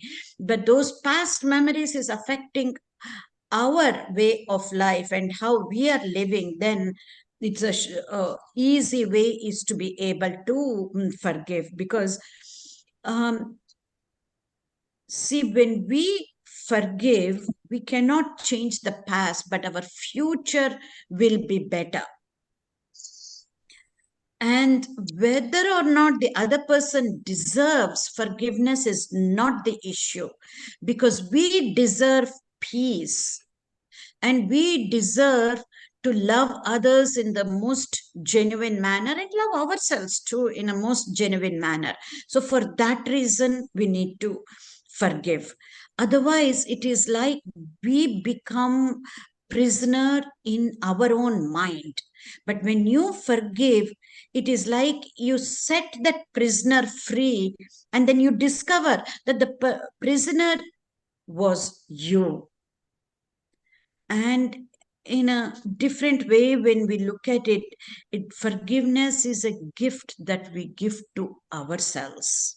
It is not about the other person, but we are trying to give that gift to ourselves so that we will be able to learn to love in a most genuine and deep manner. Thank you. Thanks for that question. Yeah, thank you.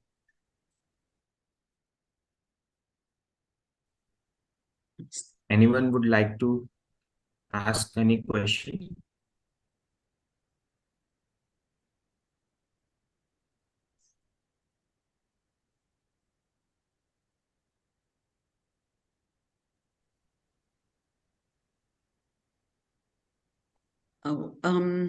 Actually, yesterday I had asked about the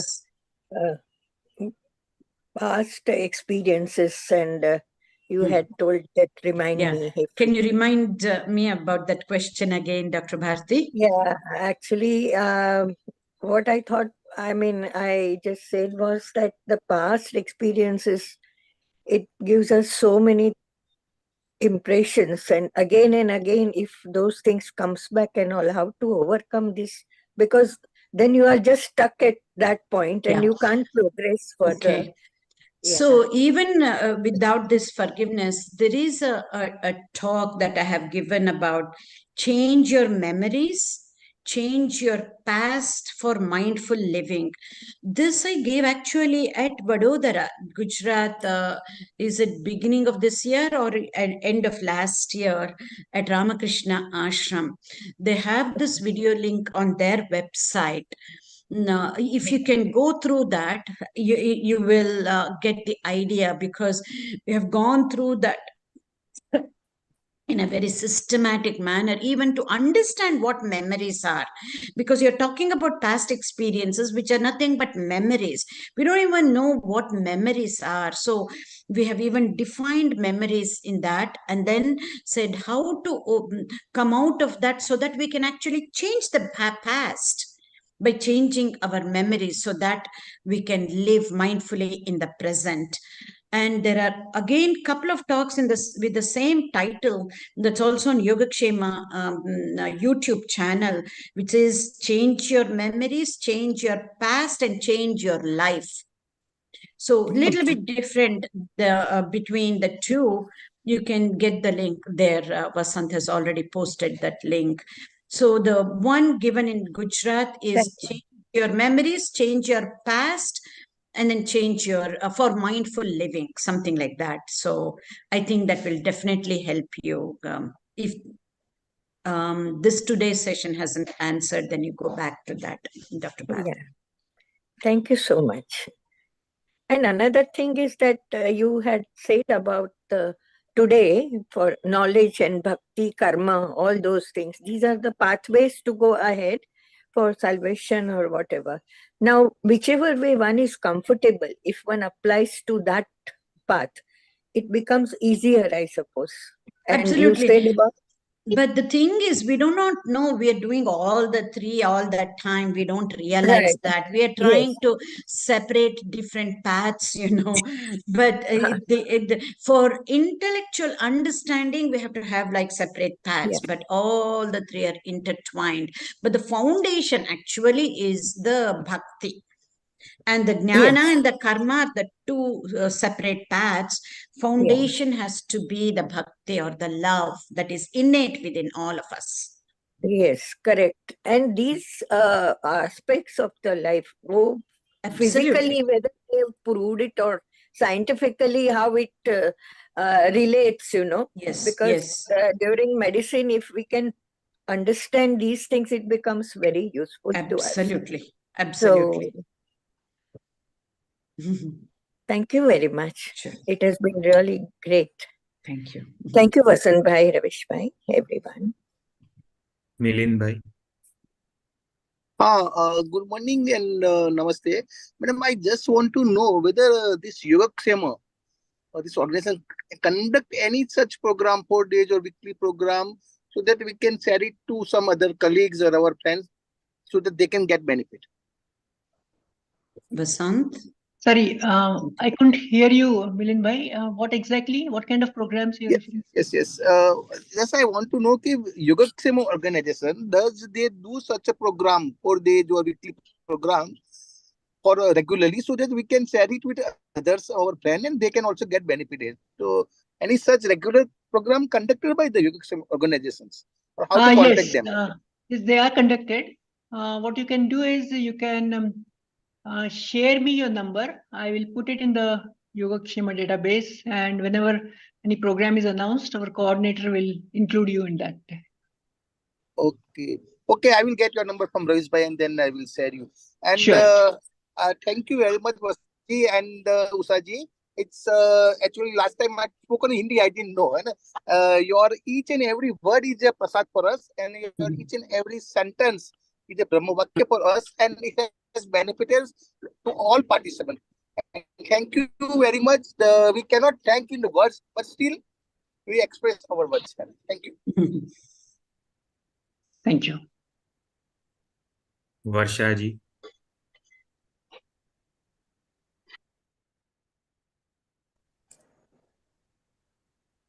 Ma'am, namaste. Good morning. Good morning. Yes. Ma'am, I just a small, very small thing like letting go. Okay, like if someone just keeps repeating the same mistake all the time, or keeps hurting you, or keeps acting stupid with, or small things, nasty things, what you say, and then you say, okay, let go, okay, forget it, okay, let go, okay, let go. So when should that let go come to a bar, a stop, or you have to just keep on doing that? Because I'm talking about myself personally. I've got into that habit of doing that, let go, forget it. Yeah. Okay, let go. Okay, let it go. Varsha, it's a general thing. Until and unless we have specific instance, I can only speak in a general manner, letting go like with a kid, however much the kid does, we will just keep letting go, right? And it's the same thing with elderly people. They are just like kids. We are just like kids, keep making the same mistakes again and again. So even there you have to treat them as kids. But if it's something in between, then taking a particular instance, we can just say, we can relate to that. Otherwise, letting go is the easiest. Many a times, we take things personally. That is why it is hard to let go. And then how not to take things personally, that is the toughest thing. So I have figured out a way which is kind of really, really simple and silly and funny. I'll just give you an example so that you will know how not to take things personally, whether it's a kid or an adult or a senior citizen. If they keep doing the same thing again and again, how not to take things personally. What does that mean? How not to take things personally is the question, right? Okay. I'm going to look at you and then say, rather than I will be conversing with you as Varsha and normal conversation. And okay, Varsha, what did you do? And then how? And then all of a sudden, I call you not as Varsha, but you red tomato. And then continue with the conversation. What do you do? Just like what you did, right? You will laugh at it. Will you take it personally? No, you don't. Because you know you're not a red tomato. So you will just laugh at it. I don't know what has happened to her. And then you just laugh at it. Or there must be something and you laugh at it. In a similar manner, here we can understand that is because we are not taking things personally. Because we know we're not that red tomato, right? But in situations, especially always with our loved ones, we take things personally, right? And they mean something, we will mean something else, we take it personally. And that is where, depending on our personality, if we are introverts, it goes in, and then it goes into repetitive thoughts. Or if we are extroverts, it might come out in a different way because they would have pushed our emotional button. All of this happens. At that time, can we think, you might have said, but I am not that. Why should I take it personally? He or she might keep repeating the same thing again and again. And at one time, in a very normal way, I truly am not that. I don't know why you're saying this. I know I'm not that. That kind of quiet confidence we need to acquire. That we will get when our biases get reduced, when our negative biases, we have so many biases we don't realize. If we become aware of our own biases, not that we should become aware of everybody else's mistakes, but our own biases, and as we get rid of these biases, then we will acquire that quiet confidence. It might hurt a little, but we will be able to come out of it right away and not take things personally. Then there is no reason even to let go, let alone forgive.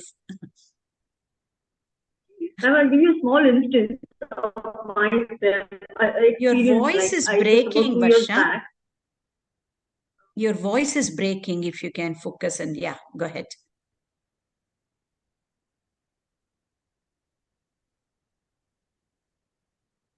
Now, a small incident like it just happened. I lost my dad 2 years back, right? And after that, can you hear me? Sort of. Hello? Go ahead and let me Can you hear try. me? Otherwise, yeah. Go ahead. I just lost my dad 2 years back. Okay, and then we siblings had a small issue, like sort of thing. And then we were not in connecting with each other or anything of that sort. We were all not on talking terms at all three of us. The two were together and I was left alone, like it was that way. So then after some situation, something took place and now we all are back again. Oh, wonderful. You know? Yeah. We all are back again in the same way as we were before. So a couple of times my cousins and everybody told me, "Okay, Are Varsha, how like that? You should not forget what they have done to you. It should keep reminding you what they have done to you." I said, "No, let it go." I said, "Whatever it is my blood. They must have realized something. They must have known something. They must have known that it is not my fault. And they must have realized somewhere." So then we all sort of coming back. I said, "What's wrong if we all came back?" I said, "So it is a let go situation." I said, "Just let it go." He said, No. You should not let go. You should show them a lesson. You should teach them a lesson. What they've done to you was not right. You know? At that point of time, what let go. Is it the right way? Yeah, of course. See, people will say so many things. That is kind of revenge that they're talking about. Why should you? We have to have the discerning power whom we should listen to. I will tell you one funny story again. Who should we listen to? Then it will make sense. It's a really funny story. There's an ashram with a sadhu and many students. And this sadhu goes to the next village and then he puts one of the students, one of his shishyas, as to take care of the ashram. And then after a week, he comes back and sees one of his students sitting in a corner and crying. And he asks, "Why? What happened to you?" And this student, he says, as soon as you left, Swamiji, this leader whom you made leader, he called me an idiot. And then I'm so hurt, I'm crying. And you know what the sadhu says? You know what? Of course, you're an idiot. I have been telling you, you are nothing but the divinity personified. You won't listen to me. You listen to that Shishya who calls you an idiot, right? So we need to have the discerning power whom we should listen to. Just ask this question: whatever I'm doing, whatever I'm thinking, whatever I'm feeling, whatever I'm speaking, whatever I'm doing, is this moving towards evolving, or is it making me be in a survival mode? Just that single question, if we ask each time, whenever we get a doubt, again, no right or wrong with any of the answers. If you choose to be in the survival mode, so be it. But you need to choose it, not happen in an automatic manner. And then keep the goal as I want to be evolving. I want to be evolving each time and every time. So if you just do that, I think it will help you. It was wonderful to be with you. It was just wonderful to have you. Thank you. Thank you so much. Due respect to you, ma'am. Due respect.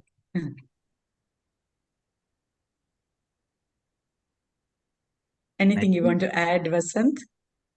Oh, that was a beautiful story. It's worth remembering ourselves of that story again and again. Yeah. I think we can conclude today's session and the workshop also. It was a really very interactive workshop, and on behalf of Nisargopchar Kendra and all the participants from all the backgrounds that who have joined this workshop, I would like to convey our gratitude and respect to both of you, Usha ma'am and Vasant bhai, for conducting such a beautiful, wonderful workshop, and also giving your time and energy for taking up all the questions and extending the session to this time also. Thank you very Yeah, much. on behalf of Vasant, I will tell you this is a great opportunity. Thank you for this opportunity for us to be sharing our joy with all of you. Thank you once again. Namaste. Thank you. Thank you.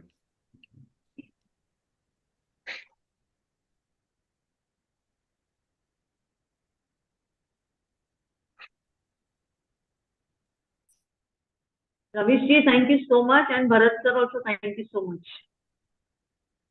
Thank you. Thank you so Thank you to all the participants. Yeah, Ravish bhai, thank you very much. Bharat bhai also.